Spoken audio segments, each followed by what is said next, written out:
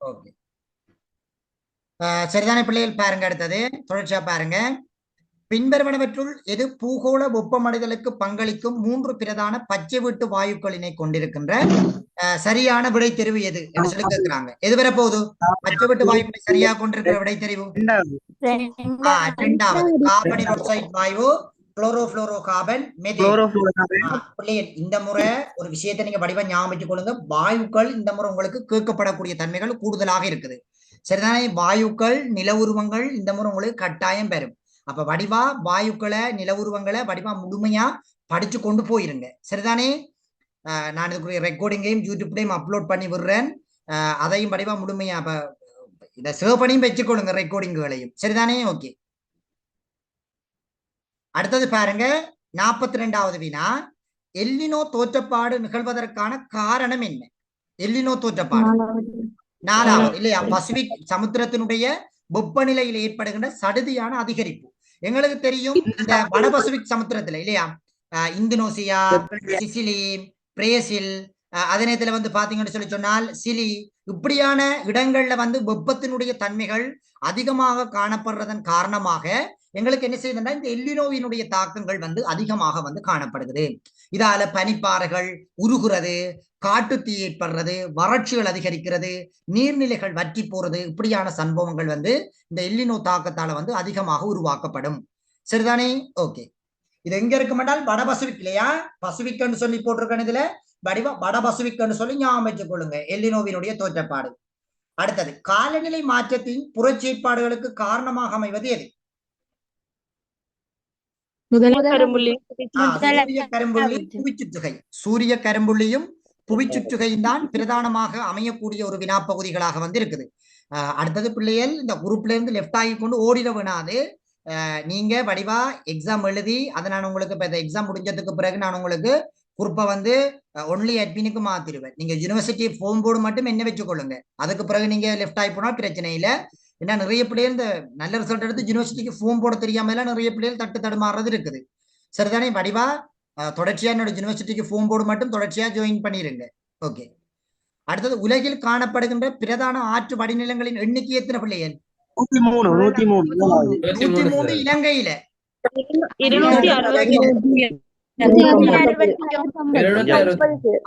259 உலகில பாத்தீங்கன்னா 259 இருக்குது. எங்கட இலங்கையில தான் 103 இருக்குது. எங்கட இலங்கையில தான் 103 இருக்குது. அதுலயும் அதிகமாக இருக்கிறது எந்த வலயத்தில் அதிகமான இருக்குது? உலர் வலயத்தில் அதிகமாக இருக்குதா, ஈர வலயத்தில் அதிகமாக இருக்குதா?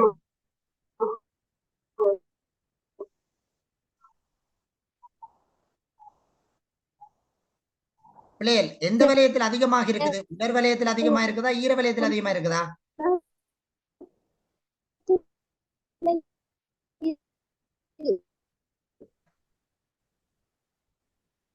சரி, அதோட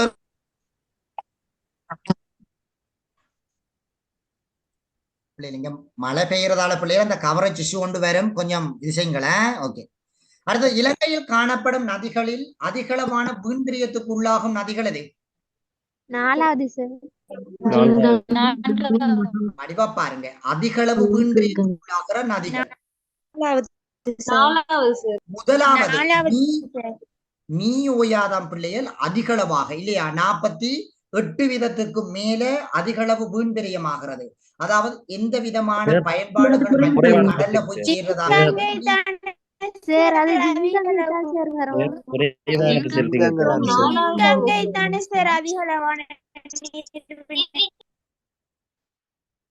வெயிட் எல்லாரும் அது குறைவானது சொல்றாரு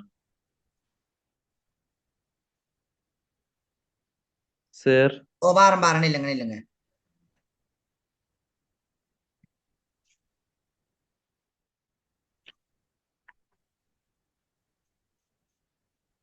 இந்த முறை உங்களுக்கு 6 ஒன்றும் பெருமை. அந்த 6களுக்குரிய சாட்டுகளையும் முழுமையாக பார்த்து கொண்டு போங்க. 6களும் தொடர்ச்சியாக உங்களுக்கு வரும்.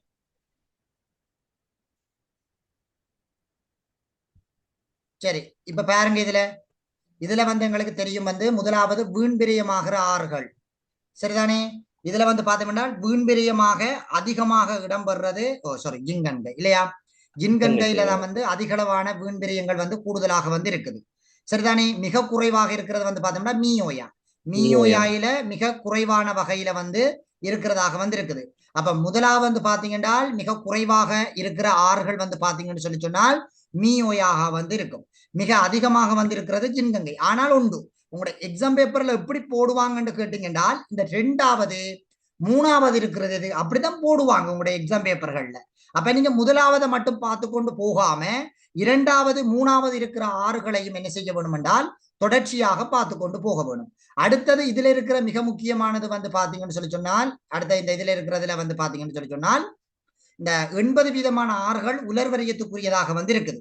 சரிதான்? இந்த 103 ஆறுகள் இலங்கையில் இருக்கிற 103 ஆறுகள்ல 80 ஆறுகள் உலர் வலயத்துக்குரியதாக வந்து இருக்கிற சந்தர்ப்பங்களை வந்து பார்க்கலாம். அப்ப இந்த ஆறுகள் மொத்த ஆறுகள்ல வந்து பாத்தீங்கன்னா 80% உலர் வலய பிரதேசங்களுக்குரிய ஆறுகளை வந்து கொண்டு காணப்படுகிறது. வடிவா இதெல்லாம் பிரிச்சு நீட்டா படிச்சு கொள்ளுங்க. சரிதானே? இந்த ஆறுகள் நான் இந்த எம்சிக்கு பேப்பர்கள்ல கூட இதை பத்தி வடிவா அந்த மாடல் பேப்பர் செய்யும் போது வடிவா சொல்லி இருக்கிறேன். சரிதானே? ஆகவே சரியான விடையாக அமைய போறது வந்து பாத்தீங்கன்னா 4வதாக வந்திருக்கும். இதுவே உங்களுக்கு குறைவான என்று கேட்டாங்கன்னு சொல்லி சொன்னால் எங்களுக்கு மீயோயா என்றது வரும். சரிதானே? ஓகே. 44வதுக்கு 269 வரும். ஓ 259 269 சார். சாரி 269 269 சரிதான். 259ல 269 உலகில் இருக்கிறது, 103 வந்து இலங்கையில் இருக்கிறது. Okay okay okay. அடுத்தது இலங்கையில் உள்ள நீர்த்தேக்கங்களில் அதிக அளவு பரம்பியுள்ள பகுதி எது? வடமத்திய மாகாணம். வடமத்திய மாகாணம். ஓகே ஓகே, வடமத்திய மாகாணம். அடுத்தது அருகே தரப்பட்டுள்ள படத்தில் ABC ஆகியவற்றில் வகை குறிக்கப்படும் உயிர் பெருந்தணிவுகள் முறையே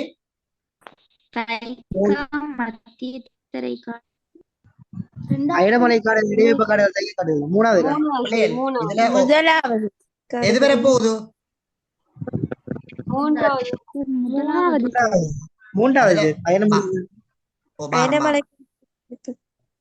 அதுல பிள்ளைங்க இந்த விட வந்து தவறுதலாக மாத்தி அடிபட்டு நான் சொல்ற நோட் பண்ணிக்கொள்ளுங்களா. அதுல ஏயாக வந்து இருக்கிறது வந்து பாத்தீங்கன்னா பாலைவனங்கள். கதைக்காதீங்க. ஏ வந்து பாத்தீங்கன்னா பாலைவனம். அந்த டியூட்ல நோட் பண்ணுங்களா. ஏ வந்து இருக்கிறது பாலைவனம். ஏ வந்து பாலைவனம். பி வந்து பாத்தீங்கன்னா சவன்னா. ஏ வந்து பாலைவனம். பி வந்து இருக்கிறது வந்து பாத்தீங்கன்னா சவன்னா. சி வந்து மத்திய தரைக்காடு. சரிதானே? சி வந்து மத்திய தரைக்காடு. ஏ வந்து பாலைவனம். பி வந்து பாத்தீங்கன்னு சொன்னா சவன்னா. சி வந்து பாத்தீங்கன்னா மத்திய தரைக்காடுகள்.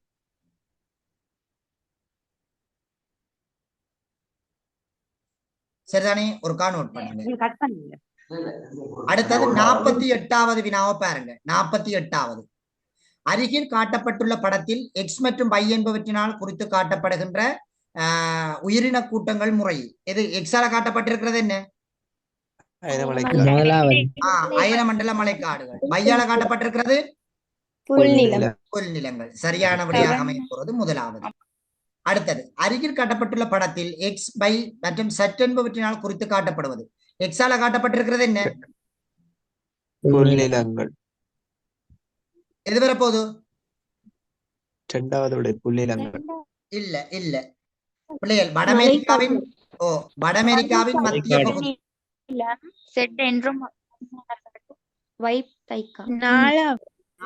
அதுல எழுதிக் கொள்ளுங்க.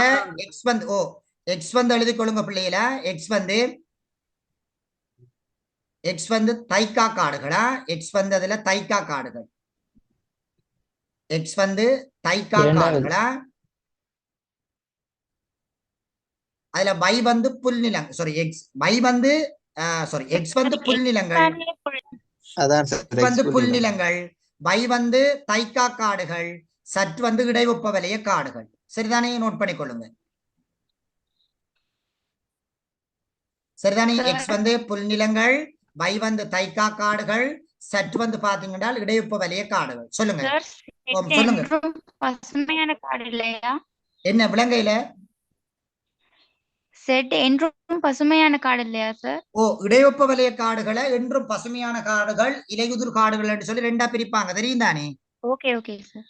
அத இடைவெப்ப வலய காடுகளுக்கு அப்படின்னு சொல்லுவாங்க. சற்றுக்கு வந்து என்றும் பசுமையான காடுகள் இல்ல இலையுதிர் காடுகள் சொல்லுவாங்க. சரிதானே? ஓகே. அடுத்தது, இலங்கையில் வில்லு புல்நிலங்கள் அமைந்து காணப்படும் பிள்ளைகள். இந்த முறை புல்நிலங்களுடைய எம்சிக்யூக்கு வருமே. வில்லு புல்நிலம் எங்க அமைந்து காணப்படுது? ஷார்ட்கட்லாம் சொல்லி தந்திருக்கேன். எது? சோமாவதி. சோமாவதி. வில்லு புல்நிலம் அமைந்து காணப்படுகின்ற மாவட்டம் எது?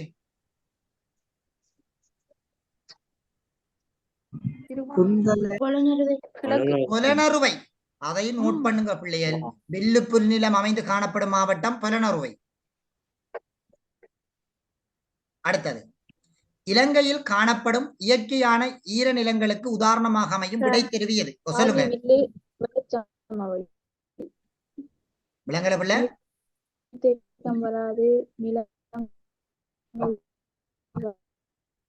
சரி, 51வது பாருங்களேன். இலங்கையில் காணப்படும் இயற்கையான ஈரநிலங்களுக்கு உதாரணமாக அமையும் விடை தெரிவியது பிள்ளைகள்.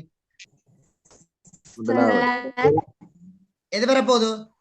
ஆறுகள், வெள்ளச்சமவெளி. இந்த முறை உங்களுக்கு ஈரநிலங்களும் இந்த முறை உங்களுக்கு வரும் ஒரு எம்சிக்யூவா பிள்ளைகள். இதுல நான் போட்டிருக்கிறது எல்லாமே ஒவ்வொரு சாம்பிளுக்குரிய வினாக்கள்.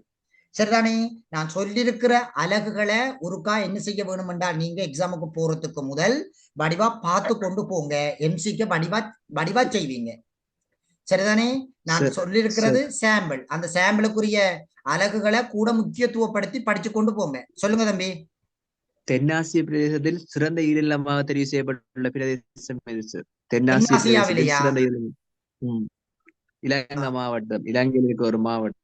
இலங்கையில இருக்கிறது வந்து பாத்தீங்கன்னு சொன்னால் பெரும்பாலும் இந்த முத்துராஜவலையே சொல்லுவாங்க. எந்த மாவட்டம் சார்? விலங்கல எந்த மாவட்டம்? முத்துராஜவலை. முத்துராஜவலை நான் நினைக்கிறேன் வந்து எப்படின்னு சொல்லி சொன்னால் பெரும்பாலும் அது வந்து புத்தளமா இருக்கும். புத்தளமா இருக்கும் நினைக்கிறேன். அடுத்தது தம்பியா சொல்லுங்க. சப்ரகமம் இல்லையா சார்? சப்ரகம மாவட்டம் இல்லையா சார்? அது மாகாணம். சப்ரகமம் அது மாகாணம் சார். இந்த முறை உயிர் பெருந்திணிவில் என்ன கண்டம் எதிர்பார்க்கப்படுது? உயிர் பெருந்திணிவு இந்த முறை உங்களுக்கு பிள்ளைகள் என்ன செகண்ட் பார்ட்ல கேக்குறீங்களா? ஃபர்ஸ்ட் பார்ட்ல இல்ல. ஃபர்ஸ்ட் பார்ட்ல உங்களுக்கு உலகப்படம் வச்சு தான் கேட்பாங்க. ஏனென்றால் 2020ஆம் ஆண்டு ஆஸ்திரேலியாவையும் 2022ஆம் ஆண்டு ஆசியாவையும் போட்டிருக்கிறாங்க. 2023ஆம் ஆண்டு இந்த 3 கண்டங்கள் ஏதாவது ஒரு கண்டம் தான் உங்களுக்கு வரப்போகுது. சரிதானே? அப்ப வடிவா கண்டங்கள் ரீதியாக குறிச்சு பழகி கொண்டு போயிருங்க. சரிதானே? போன தடவை மத்திய தரை காடுகள் போட்டிருந்தவங்க இந்த முறை உங்களுக்கு பெருமாங்களே என்ன செய்வாங்க? உலக படத்துல கேட்கக்கூடிய சந்தர்ப்பம் கூடுதலாக இருக்குது. சரிதா பிள்ளை?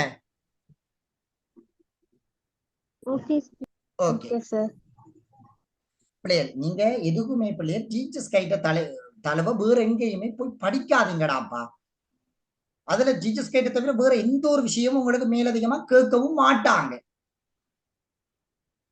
பிள்ளைகளுக்கு நான் சொல்றதோடு நான் ஐயோ இதுகளுக்கு அடுத்தது பாஸ் பேப்பரையும் வடிவா பாஸ் பேப்பரையும் முழுமையா படிச்சு கொண்டு போங்க. சரிதானே? அதுல இருந்தா உங்களுக்கு கேள்வி வரும். நீங்க பயப்படாதீங்க. இந்த சில பேப்பர்களை பாக்குற நேரத்துல பிள்ளைகளை பயமுடுத்தாடுறாங்க கேள்வி பேப்பர்களை போட்டு. சரிதானே? 2023ஆம் ஆண்டு வந்தது எல்லாமே கடந்த கால பேப்பர்களுடைய கொப்பி. அப்படியே கொப்பி பண்ணி பேஸ்ட் பண்ணி எல்லாம் போட்டு இருக்கிறாங்க. போய் பாருங்க பிள்ளைகள். அதுக்குரிய புக்ஸ் தான் இப்ப செய்து கொண்டு இருக்கிறேன் நான். சரிதானே? உங்களுக்கு கிடைக்காது. 2025ஆம் ஆண்டாக கிடைக்கும் அது. சரிதானே? ஓகே. அடுத்து, பல்வகை இடருக்கு உதாரணமாக அமைவது எது? முதலாவது எது? பல்வகை இடர் இரண்டாவது என்ன பிள்ளைகள்?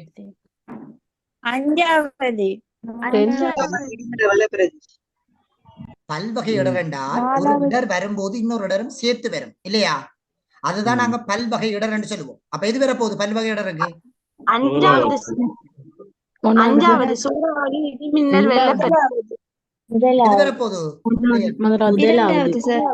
இரண்டாவது பிள்ளைகள். இப்ப புவி அதிர்வு என்ன செய்யும்? புவி அதிர்வு வரும்போது சுனாமியும் வரும். அப்ப 2 அதிர் சேர்ந்து வருகிறது. அதே போல சுனாமி வந்தால் என்ன செய்யும்? அதே போல நிலநடுக்கமும் சுனாமியும் சேர்ந்து வரும். எரிமலை வெடிப்பு வரும்போது என்ன அப்பா கூட செய்யும்? பேசணுமா? இரண்டுக்கும் சேர்த்து வரும். அதே போல மண் சரி ஜாயின் பண்ணி வரும். இரண்டுக்கும் மேற்பட்ட இடர்கள் சேர்ந்து வந்தால் அதுக்கு பேர் தான் நாங்க பல்வகை இடர் என்று சொல்லி சொல்லுவோம். சரிதானே? ஒரு இதெல்லாம் படிப்போம், படிங்க பிள்ளைகள் இடர் எல்லாம். சரிதானே? ஓகே. அடுத்தது கரிபியன் கடல். அஞ்சாவது சூறாவளி. சூறாவளி என்ன வரப்போகுது? சூறாவளி வரும் சார், பல்வகை இடர். இடிமின்னல் வருமா? இல்ல வராது. வராது. இனிமேல் வராது சார். ஓ, மிக பொருத்தமானது இரண்டாவது. பண்ணி வச்சுக்கிறேன். என்னண்டு நீங்க ஒரு தடவை சொன்னீங்க சார், இடிமின்னலும் பல்வகை இடருக்குள்ள வரும். பிள்ளைகள் இடிமின்னலும் வரும் பிள்ளைகள். என்னன்னு சொன்னா மழை பெஞ்சா இடிமின்னலும் வரும். ஆனா நாங்க மிக பொருத்தமானதை தான் கண்டுபிடிக்க வேணும் இல்லையா? புவி அதிர்வுன்றது மிக பொருத்தமானது இல்லையா? புவி அதிர்வு வந்தா சுனாமி வரும் கட்டாயம், அல்லது எரிமலை வெடிப்பு கட்டாயம் வரும். இப்ப இடிமின்னல், இப்ப மழை பெய்யாமலும் இடிமின்னலும் வரும். அப்ப அதுகளைத்தான் நாங்க கூட முக்கியத்துவப்படுத்த வேணும். சரிதானே? இப்ப செய்யும் போது நீங்க இப்ப மிக பொருத்தமான விடயத்தான் கூட நோட்பட வேணும். இப்படிதான் உங்கள்கிட்ட கேள்வி வரும். இப்ப நீங்க எடுத்த உடனே இப்படித்தான் வரும் அப்படித்தான் வரும் கண்டுபிடிக்க கூடாது. அதுலயும் மிக பொருத்தமான விடை எதுவாக இருக்குதோ அதை வச்சு கொண்டுதான் நீங்க கண்டுபிடிக்க வேணும். அதான் கட்டிக்காரத்தனம். சரிதானே? ஓகே சார் நீங்க பேச விளங்குது இல்ல சார். கவரேஜ் இஷ்யூவாக அத கொஞ்சம் கொள்ளுங்களேன். சொல்லுங்க. மத்தாக்களை கொஞ்சம் மைக்க மிக் பண்ண சொல்லி. ஓ, மற்றாக்கள் மியூட் பண்ணீங்கடா தான் பிள்ளைகள் விளங்கு நான் கதைக்கிறது, இல்லாட்டி ஒன்றுமே விளங்காது. அடுத்தது கரிபியன். இந்த முறை பிள்ளைகள் உங்களுக்கு இந்த சூறாவளி வகைகளும் உண்டு வருமே, அதை நோட் பண்ணி வச்சு கொடுங்க. இந்த முறை சூறாவளி வகைகளும் உண்டு வரக்கூடும். சரிதானே? அதை நோட் பண்ணி வச்சு கொடுங்க. சரி, இந்து சமுத்திரத்துக்கு அண்மையில வீசுறது நாங்க என்ன பிள்ளைகள் சொல்லுவோம்? பிள்ளைகள் இந்து சமுத்திரத்துக்கு அண்மையில வீசுற சூறாவளிக்கு பேர் நாங்க என்ன சொல்லுவோம்?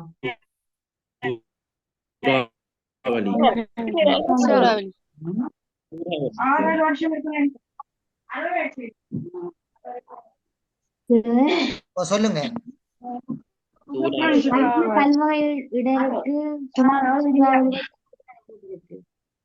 பிள்ளைகள் பல்வகை இடருக்கு புவி அதிர்வு வரும்.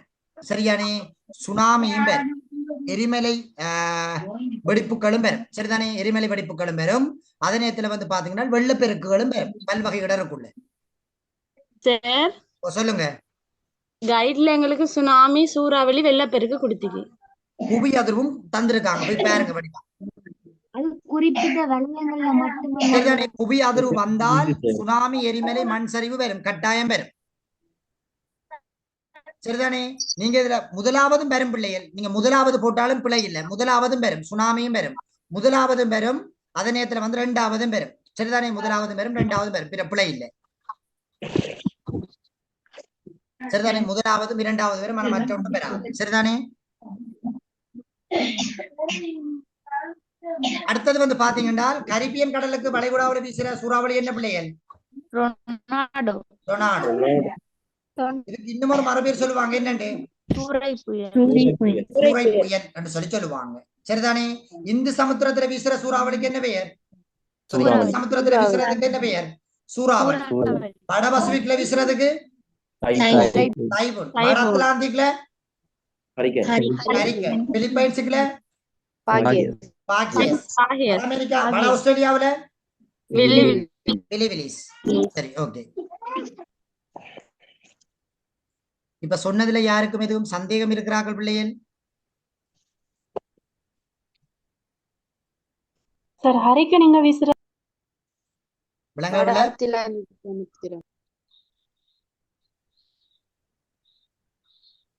வட அட்லாண்டிக். சரி, உங்களுக்கு பெரும்பாலும் இடவிளக்க படங்கள் பெரும்பாலானங்களுக்கு பிரச்சனை வராதுன்னு நான் நினைக்கிறேன் இல்லையா? வடிவா நிறைய செய்திருக்கிறோம் இடவிளக்க படங்கள். சூறாவளி சார் விளங்கல? பாக்கியஸ் பிலிப்பைன்ஸ்ல, பிலிப்பைன்ஸினுடைய வடக்கு வீசும்.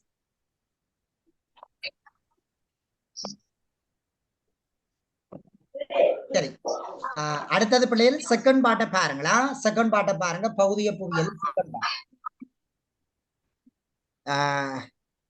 பொம்பளை நான் பிரேக் கொண்டு தாரேன். சரிதானே? இல்லைங்க, இதை முடிச்சுட்டு ஒரு ஒரு ½ hour மாதிரி உங்களுக்கு பிரேக் கொண்டு தாரேன். சரிதானே? சாப்பிடலன்னு சொல்லிடுறீங்க நிறைய பேர். சரிதானே? ஓகே, தாரம். ஓகே, இப்ப பாருங்க, எங்களுக்கு பிள்ளைகள் பௌதிக புவியியலை பொறுத்த வரைக்கும் நில உருவங்கள் தொடர்பான ஒரு செகண்ட் பாட்டுக்குரிய வினா கட்டாயம் பெறும். சரிதானே? நில உருவங்கள் தொடர்பான வினா எங்களுக்கு கட்டாயம் எங்களுக்கு வரும். அதுல எந்த விதமான மாற்றமும் இல்லை. நீங்க நில உருவங்கள் தொடர்பாக அகவிசை புறவிசை இது ரெண்டையும் வடிவா கிளியர் பண்ணி இருக்க வேணும். ஒன்று அகவிசையில இருந்து வரலாம் அல்லது புறவிசையிலிருந்து வரலாம். அதிகமான மாகாண பேப்பர்களும் நான் உங்களுக்கு பின்னுக்கு தந்திருக்கிறேன் இல்லையா? மாகாண பேப்பர்கள், கல்வி அமைச்சர்கள், அதே நேரத்தில் ஒவ்வொரு ஆட்களும் எதிர்பார்க்கிறது இந்த அகவிசை தான். சரிதானே? அகவிசையில எங்களுக்கு இழுவிசை அமுக்க விசை எல்லாம் எங்களுக்கு என்ன செஞ்சிட்டாங்கன்னா 2019ஆம் ஆண்டு காலப்பகுதியில ஒரு வினா பகுதிகளாக கேட்கப்பட்டிருக்குது. சரிதானே? நாங்க எரிமலை, தகட்டசைவு, பனிக்கட்டி, அதோட சேர்த்து கடல் அலையையும் படிக்க வேணும். அதே நேரத்துல வந்து பாத்தீங்கன்னா திணிவசைவில நிலச்சரிவு என்ற ஒன்றையும் நீங்க முழுமையாக பார்க்க வேணும். நான் அதை எங்க வச்சிருக்கிறேன்னு சொல்லி பாத்தீங்கன்னு சொல்லி சொன்னால், நான் இயற்கை அனர்த்தங்களுக்குள்ள வச்சு அதை கதைச்சிருக்கிறேன். சரிதானே? நிலச்சரிவு. சரிதான், நிலச்சரிவையும் நீங்க ஒருக்கா கட்டாயம் பார்க்க வேணும். இப்ப நான் உங்களுக்கு தந்திருக்கிறத பிள்ளை நல்ல வடிவா எழுதி படிச்சு கொண்டு போங்க. தயவு செய்து எக்ஸாமுக்கு போகும்போது நல்ல வடிவா படிச்சு கொண்டு போயிருங்க. பாருங்க, இதுல நீங்க எல்லாரும் சொல்லுங்க. இந்த நீங்க இடவிலக்க படத்துல மதுக்கமன்ற இதை தந்தீங்களே, ஓம். அதுல GH குறித்து காட்ட சொல்லி வந்துருச்சு. ஆனா படத்துல GH இல்ல. அந்த படத்துலயா? ஓ சார். சரி, அது இல்லாட்டி விடுங்க, பிரச்சனை இல்லையா? நான் போட்டு விட்டாம விட்டுருப்பேன் சில டைம்ல. Okay sir. ஓகே.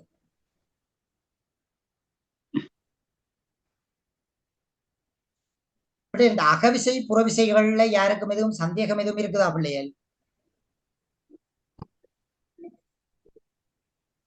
அகவிசை புறவிசை இல்ல. சரி, இந்த பேப்பர் சொல்லுங்க சாஃபி. என்னண்டு தகட்ட செய்வுல என்ன மாதிரி சார் கேட்கலாம்? இப்ப இப்படி தகட்ட செய்வுல என்ன மாதிரி? ஓமம். இப்ப உங்களுக்கு தகட்டசைவுல வாரண்டால் தகட்டசைவு என்னன்னு சொல்லி கேட்கலாம், அல்லது தகட்டசைவினுடைய அசைவு செயல்முறைகளை பத்தி கேட்கலாம். அடுத்தது புவியோட்டு விருத்திக்குரிய விசையினால் உருவாக்கப்படுகின்ற நில உருவங்களும் கேட்கலாம். புவியோட்டு விருத்திக்குரிய விசையால் உருவாக்கப்படுகிற நில உருவங்கள், அகழிகள், மத்திய மலைத்தொடர்கள், பிளவு பள்ளத்தாக்குகள், மடிப்பு மலைகள் இல்லையா? அப்படியான விஷயங்களும் உங்கள்ட்ட என்ன செய்யலாம், கேள்விகளாக கேட்கப்படக்கூடிய சந்தர்ப்பங்கள் கூடுதலாக வந்து இருக்குது. சரிதானே? அதுகளை கூட வடிவா படிச்சு கொள்ளுங்க. அதே நேரத்துல பனிக்கட்டி ஆச்சரிப்பையும் கொஞ்சம் வடிவா படியுங்க. சரிதானே? இந்த எரிமலை வெடிப்பையும் ஒரு வடிவா பாருங்க. தள்ளல், தலையீட்டு, எரிமலைகள், நில உருவங்களை வடிவா மூணு வடிவா படிச்சு வடிவா கீறி பார்த்து கொண்டு போங்க எக்ஸாமுக்கு போகும்போது. சரிதானே சாபி? சொல்லுங்க. இந்த 3வது கேள்வி கொஞ்சம் விளக்கப்படுத்துங்க சார், மயக்கமா இருக்கு. இது தள்ளல் மற்றும் தலையீட்டு எரிமலை ஒன்றோடு இணைந்து காணப்படுகின்ற நிலவுரு வகைகளை ஒன்றினையும் பெயரிட்டு அவற்றின் உருவாக்க செயல்முறைகளையும் விளக்குக. இதா இணைந்து காணப்படும் சொல்லக்கூட விளங்க மாட்டேங்குது. ஆமாம். இப்ப தள்ளல் தலையீட்டு எரிமலைகள் எங்களுக்கு தெரியும். தள்ளல் தலையீட்டு எரிமலைகள் என்று சொல்லி சொன்னால் எங்களுக்கு தெரியும், புவியினுடைய பாறைப்படையில இடம்பெறும் என்றால் நாங்க சொல்லுவோம் வந்து அதுக்கு தலையீடு. புவியினுடைய மேற்பரப்புல வந்தால் தள்ளல். அது ரெண்டுலையும் இணைந்து காணப்படும் நில உருவங்களை. இப்ப நீங்க தள்ளல்ல 2 எழுதலாம், தலையீட்டுல 1 எழுதலாம், அல்லது தலையீட்டுல 1 எழுதி தள்ளல்ல 1 எழுதி தலையீட்டுல 2 எழுதலாம். அதுக்குத்தான் அப்படி சொல்லியிருக்காங்க. 2ம் சேர்த்து வர வேணும் என்றதன் அடிப்படையில இணைந்து காணப்படுற நில உருவம் என்று சொல்லி கேட்டிருக்கிறாங்க. சரிதானே தம்பி? ரெண்டையும் சேர்த்து எழுத வேணும். சொல்லுங்க சார். ஒவ்வொன்றினை பெயரிட்டு அப்படின்னு சொல்லிருக்க, அப்ப ரெண்டுல ஒண்ணு கொடுக்க முடியாதா? ஓ, இதுலயும் ஒவ்வொன்றை நீங்க கட்டாயம் எடுக்க வேணும். சரிதானே? தள்ளலும் தலையீட்டுல இருந்து ஒன்று கட்டாயம் எடுக்க வேணும். மற்ற ஒன்று நீங்க ஏதாவது ஒன்று உங்களுக்கு விரும்பின ஒன்றுல இருந்து எடுத்து எழுதலாம். சார், அப்ப அவற்றின் உருவாக்க செயல்முறையினும் விளக்குக அப்படின்னு ஒரு இருக்கு தானே சார்? ஓமோ, அது எப்படி உருவாகுது அதை தழுத போறீங்க. இப்ப உதாரணமா குத்துத்தீப்பாறை என்றால் புவியின் உட்பகுதியில் காணப்படுகின்ற பாறைக்குளமான மக்மா பாறைப்படையின் பலவீனமான பகுதிகளூடாக வெளித்தள்ளப்பட்டு பாறைப்படையின் இடைநிலைவு நிலைக்குத்தாக படிந்து இறுகி காணப்படுகிற நில உருவம் நிலைக்குத்து தீப்பாறை எனப்படும். அதுதான் உருவாகுது. அப்படித்தான் உருவாகுது நிலக்குத்து தீப்பாறை. அதைத்தான் நீங்க எழுதி பழம் காரி விட்டீங்களா? சரி, ஓகே சரிதானே? ஓகே, மற்றாக்கள் சொல்லுங்க. எரிமலை செயற்பாட்டினால இந்த பொருளாதாரத்துக்கு ஏற்படும் தாக்கங்கள் என்ன சார்? பொருளாதாரத்துக்கு ஏற்படும் தாக்கங்களா? எரிமலையால ஓ, ஏற்படுற சரி. தாக்கங்கள் என்று சொல்லி கேட்பாங்க. எரிமலையால பொருளாதார ஏற்படுகிற அபிவிருத்திக்கு அது என்ன பங்களிப்பு?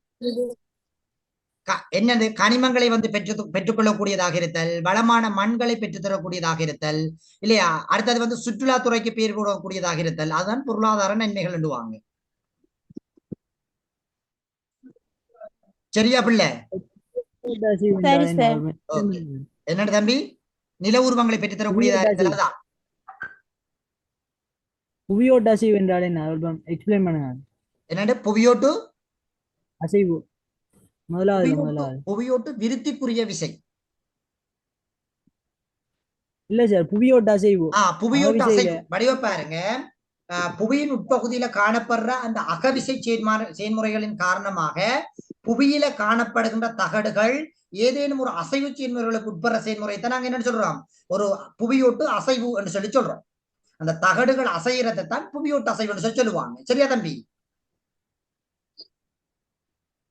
Okay sir. ஓகே சார் சொல்லுங்க. எரிமலை செயற்பாட்டுக்கு ஏற்படுற சாதகமான தாக்கங்கள்டா என்ன மாதிரி ஆன்சர் கொடுக்குற?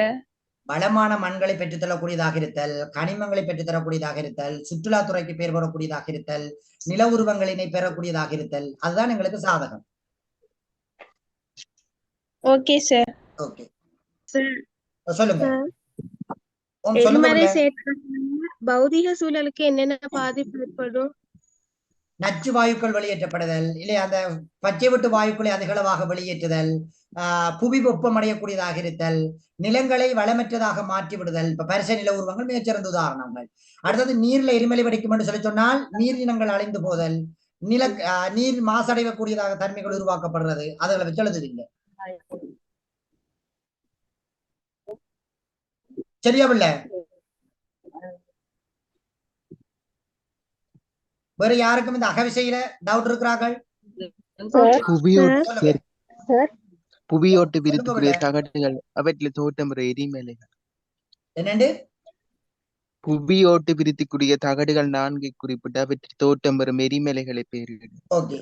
இப்ப எங்களுக்கு தெரியும் ஒவ்வொரு கண்டங்கள்லையும் எரிமலைகளினுடைய செயற்பாடு தொடர்ச்சியாக நடைபெற்றுக் கொண்டுதான் இருக்குது. சரிதானே? தொடர்ச்சியாக நடைபெற்று கொண்டிருக்குது. அப்ப அதன் அடிப்படையில எங்களுக்கு தெரியும் வந்து பாத்தீங்கன்னா ஒவ்வொரு தகடுகள்லையும் வந்து பாத்தீங்கன்னா இந்த எரிமலை வெடிப்புகள்ன்றது வந்து நடக்குது. இப்ப எங்களுக்கு தெரியும் பிரதான தகடுகள் என்ன இருக்குது, வட அமெரிக்க தகடு இருக்குது, தென் அமெரிக்க தகடு இருக்குது இல்லையா. அதே போல பசிபிக் தகடுகள் இருக்குது. அந்த தகடுகள்ல என்னென்ன நில உருவங்கள் உருவாக்கப்படும். இப்ப ஐரோசிய கவச தகடு சிசிலி, அதே போல விசுபியஸ் இல்லையா. இப்படியான இதுகளை வச்சு கொண்டு எழுதுவீங்க. சரிதானே தம்பி?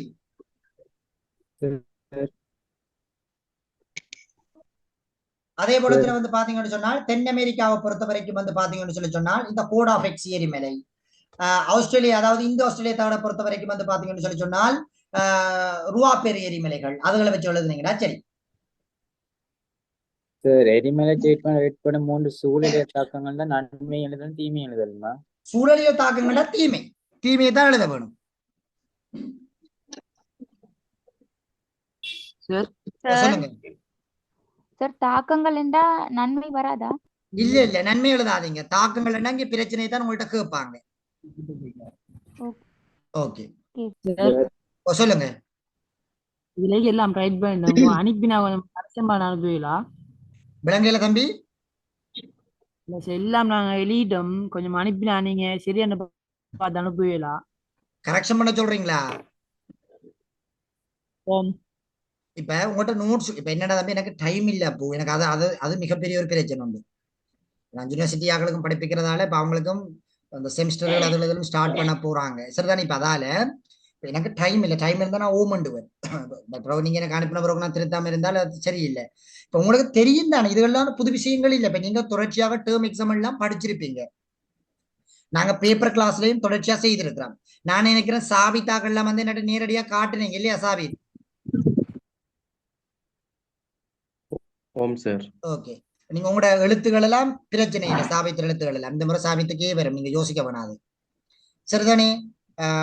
அதால பிள்ளை நீங்க பயப்படாதீங்க. தயவு செய்து பிள்ளைகள் பேப்பரை பார்த்து பயப்படாதீங்க.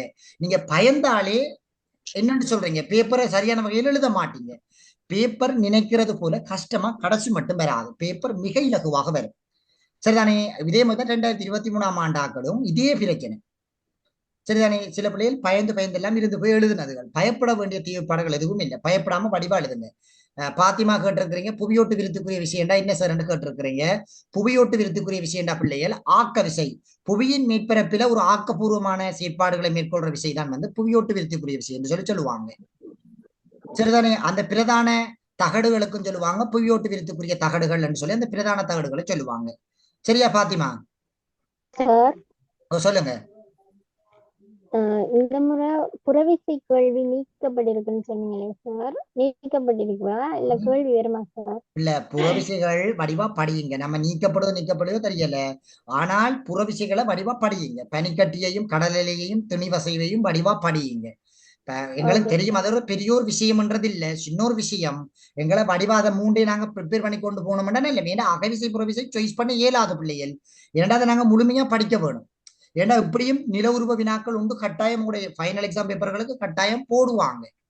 அப்ப நிறைய பேர் அகவிசையை எதிர்பார்க்கிறாங்க. அகவிசை வந்தால் எங்களுக்கு லக்கு, அல்லாட்டி நாங்க திணிவசையையும் பனிக்கட்டியையும் கடலையையும் உங்களுக்கு விளங்கப்படுத்தியும் இருக்கேன் பேப்பர் கிளாஸ்ல. சரிதானே? அப்ப தொடர்ச்சியா நீங்க அதுகளை வடிவா படிச்சீங்கன்னு சொன்னா சிம்பிளா எழுதுவீங்க. சரிதானே கானா?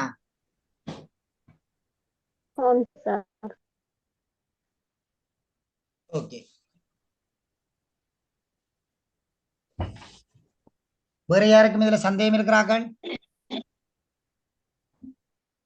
சார் சொல்லுங்க.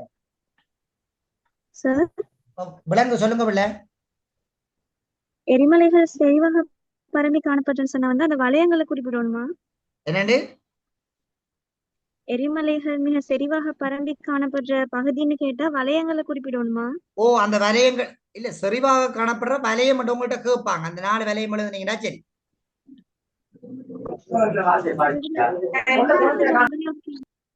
சார் அப்ப அதுக்கு என்ன ஆன்சர் வரும்? 2வது முதலாவதுக்கு? 2வதுல புவியோட்டில் எரிமலை செறிவாக பரவி காணப்படுகிற 4 பகுதிகள் என்ன வரப்போகுது? முதலாவது வந்து பாத்தீங்கன்னு சொல்லி சொன்னால் 4 வலயங்கள் இருக்குது. என்னென்ன வலயங்கள் இருக்குது? முதலாவது வலயம் என்ன? முதலாவது பசிபிக்ல இருந்து வரையும் பசிபிக் நெருப்பு வலயம். அடுத்தது மத்திய தரைமாலயம், அட்லாண்டிக் வாங்க, அட்லாண்டிக் நடுத்தர வலயம். அடுத்தது ஆப்பிரிக்க பிளவு ஆப்பிரிக்க பிளவு பள்ளத்தாக்கு வலயம், மத்திய தரைமாலய வலயம். சரிதானே? அந்த 4ஐயும் எழுதுவீங்க. அந்த ஓர்டரும் படி வந்தீங்கன்னா அப்படியே மறக்க மாட்டீங்க. சரிதானே? அந்த 4 பகுதிகளையும் எழுதுனீங்கன்னா சரிங்க. சரிதானே?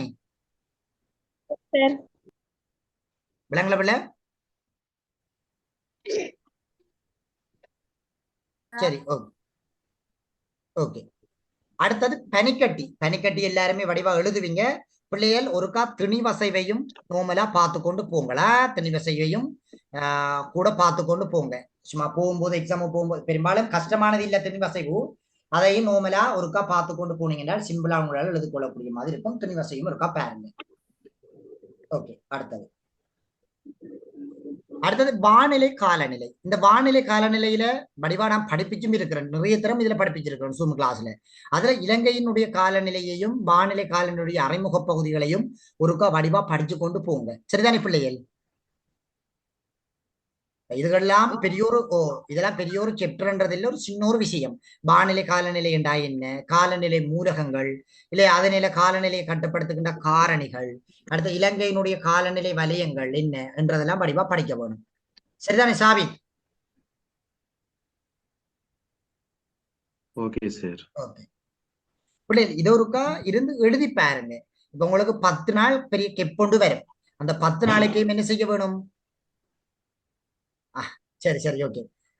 சரி பாத்திமா, ஓகே ஓகே. சில பிள்ளைகள் ஓகே, ஒரு 15-20 நிமிடம் பிள்ளைகள் ஒரு பிரேக் கொண்டு எடுத்துட்டு பக்கண்டு வாங்கல சார். டைம் சொல்லி அனுப்புங்க சார். எத்தனை மணிக்கு முடிப்பீங்க? 12 மணிக்கு தான் முடிப்பேன்.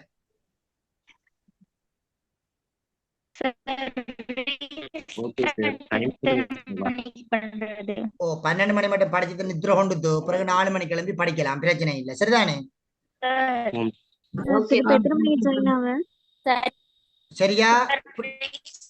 பிள்ளைகள் நீங்க அப்படியே மியூட் பண்ண பிள்ளை லெஃப்ட் ஆக வேணாது, யாருமே லெஃப்ட் ஆக வேணாது.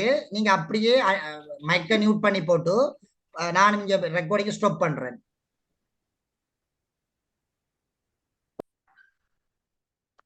சரி, ஓகே. பாருங்க, வானிலை காலநிலை சரிதானே? இந்த வானிலை காலநிலைய பிள்ளைகள் நீங்க நான் சொன்ன மாதிரி பிரதானமாக 4 பிரிவா பிரிப்பீங்க சரிதானே? 4 பிரிவா பிரிச்சு படிக்க வேணும்.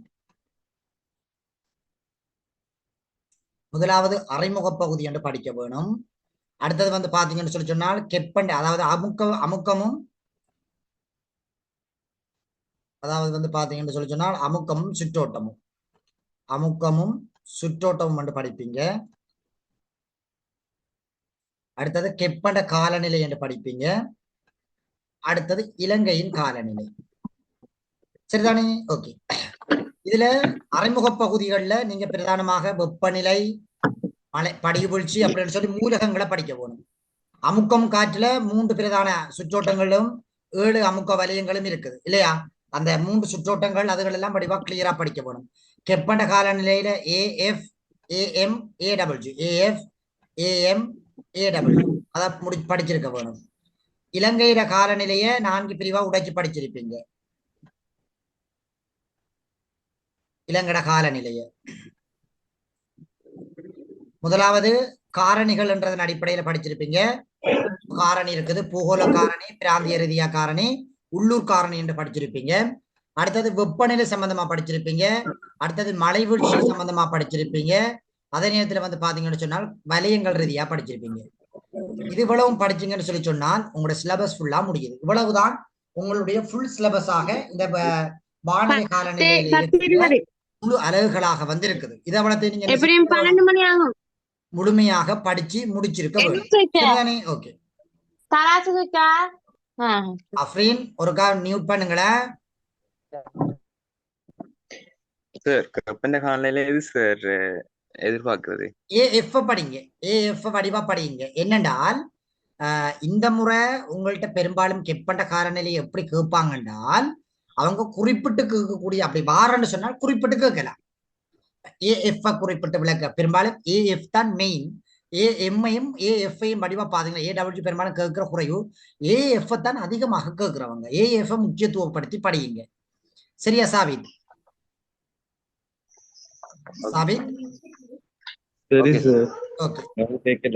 நோமலா விளங்கப்படுத்தி பெறுற பிள்ளைகளா இதுல இருக்கிற கேள்விகளை பாருங்க. வானிலை காலநிலை என்பவற்றுக்கு இடையிலான வேறுபாட்டினை எழுதுக இல்லையா? வானிலை என்பது குறிப்பிட்ட பிரதேசத்தில் குறிப்பிட்ட ஒரு காலப்பகுதி நிலவுகின்ற வளிமண்டல நிலைமை வானிலை. வானிலையினுடைய முழுமையான தொகுப்பு காலநிலை என்று அழைக்கப்படும் சரிதானே? இது வந்து வேறுபாடுகள் என்றதன் அடிப்படையில வரைவிலக்கணத்தை எடுத்து காட்டுவீங்க. வானிலை மூலகங்களை குறிப்பிட்டு அவற்றில் ஏதேனும் 3 பிரதான பண்புகளை விளக்குக. வெப்பநிலை, படிவுழ்ச்சி, அமுக்கம், காற்று, முகில், அதே நேரத்தில் வந்து பாத்தீங்கன்னா பார்வை அளவு, இதுல ஏதாவது ஒன்றை சொல்லி 3 சொல்லி அதை விளக்குனீங்கன்றால் உங்களுக்கு அதுக்குரிய புள்ளிகள் உங்களுக்கு வழங்கப்படும். அடுத்தது வந்து பாத்தீங்கன்றால் காலநிலையினை கட்டுப்படுத்தும் 3 காரணிகளை சுருக்கமாக விவரிக்குக. எங்களுக்கு தெரியும் கடல் மட்டத்தில் இருந்தான உயரம், மலை தடைகள், சமுத்திர நீரோட்டங்கள். அதே நேரத்தில் வந்து பாத்தீங்கன்னு சொல்லி சொன்னால் கடல் மட்டத்தில் இருந்தான உயரம், மலை தடை, அப்படியான விஷயங்களை வச்சு கொண்டு எழுதினீங்கன்றால் இந்த காலநிலையினை கட்டுப்படுத்துகின்ற காரணிகளாக வந்து அமையப்பட்டிருக்கும். இலங்கையின் காலநிலை வலயங்கள் 3 பெயரிட்டு அவற்றின் பிரதான அம்சங்களை விளக்குக. எங்களுக்கு தெரியும் 5 பிரதான வலயங்கள் இருக்குது. அதுல நீங்க 3 சொல்லி விளக்குனீங்கன்றால் உங்களுக்கு அதுக்குரிய புள்ளிகள் உங்களுக்கு வழங்கப்படும். அது அடுத்தது இலங்கையினுடைய காலநிலை வலயங்கள். அடுத்தது காலநிலையினை கட்டுப்படுத்துகின்ற காரணி, காலநிலை மாற்றம். அப்படி காலநிலை மாற்றம் படிக்கின்ற அப்படி இந்த 6வது கேள்வியோடது முழுமையா படியுங்க சரிதானே? இதுல யாருக்கும் சந்தேகம் இருக்கிறார்கள்?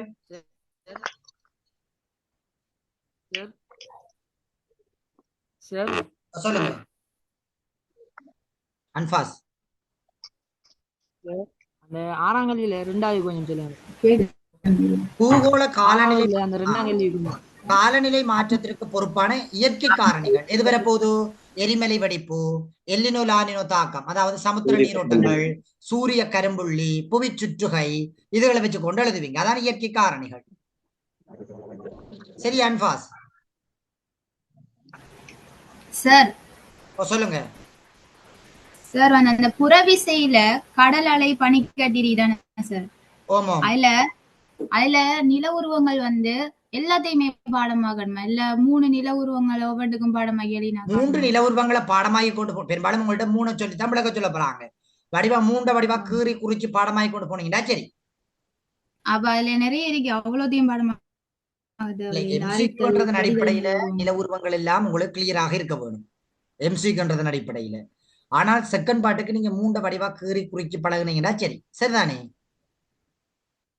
சரி, ஓகே சார். ஓகே சார், சொல்லுங்க சாவி. காலநிலை கட்டுப்படுத்தும் காரணியில கைட்ல போட்டிக்கிறாங்க சூரிய கதிரின் செறிவு. சூரிய கதிர்களின் சரிவுன்னு சொல்லலாம். ஓகே. அடுத்தது அகலக்கோட்டு அடிப்படை சூரியன் கிடைப்பனும் அது ரெண்டையும் விபரிச்சு எழுதணும். சூரிய கதிர்களின் சரிவு, அகல கோடுகளின் அமைவிடம், கடல் மட்டத்தில் இருந்தான உயரம், மலை தடைகள், இதுகள் எல்லாமே வரும் காலநிலையினை கட்டுப்படுத்துகிற காரணிகளுக்கு. சில சொன்னாங்க ரெண்டை ஒருமைக்கு போட்டு எழுதணும். சூரிய கதிரின் சரிவு மற்றும் அகலக்கோட்டு அடிப்படை சூரியன் கிடைப்பனும் என்று அது ரெண்டும் ஒருமைக்கு வருமாம். இப்ப ரெண்டும் கிட்டத்தட்ட உண்டுதானே தம்பியா? இப்ப அகலக்கோடுகளின் அமைவுன்றது எங்களுக்கு தெரியும். இடையொப்ப வலயம், அதே நேரத்தில் வந்து பாத்தீங்கன்னு சொன்னா அயன பிரதேசம், முனைய பிரதேசம். அது சூரிய கதிர்களின் சரிவுக்கு நீங்க ரெண்டையும் உண்டா போட்டு எழுதுறான் பெரும்பாலும் பொருத்தமா இருக்கும். பிரிச்சு எழுதுறதை விட ரெண்டையும் உண்டாளுதலாம் அதுக்குள்ள. அப்ப உங்களுக்கு நிறைய விஷயங்கள் அதுக்குள்ள கொடுத்துருவீங்க. அடுத்தது கடல் மட்டத்தில் இருந்தாலும் உயரம், அதையும் படிப்பா சொல்லலாம் இல்லையா? சில நாடுகள் கடல் மட்டத்திலிருந்து அதிகளவான உயரங்கள் இருக்கிறார்கள். எப்படி இருக்குது? காலநிலைகள் மாறுபட்டு அமையுது. இப்ப கடல் மட்டத்துக்கு கீழே இருக்கிற நாடுகளை பொறுத்த வரைக்கும் காலநிலையில நிறைய வேறுபாட்டு தன்மைகள் இருக்கு. அப்படியான விஷயங்களை வச்சு கொண்டு எழுதுவீங்க. சரிதானே சாபித்? ஓகே. வேற யாரும்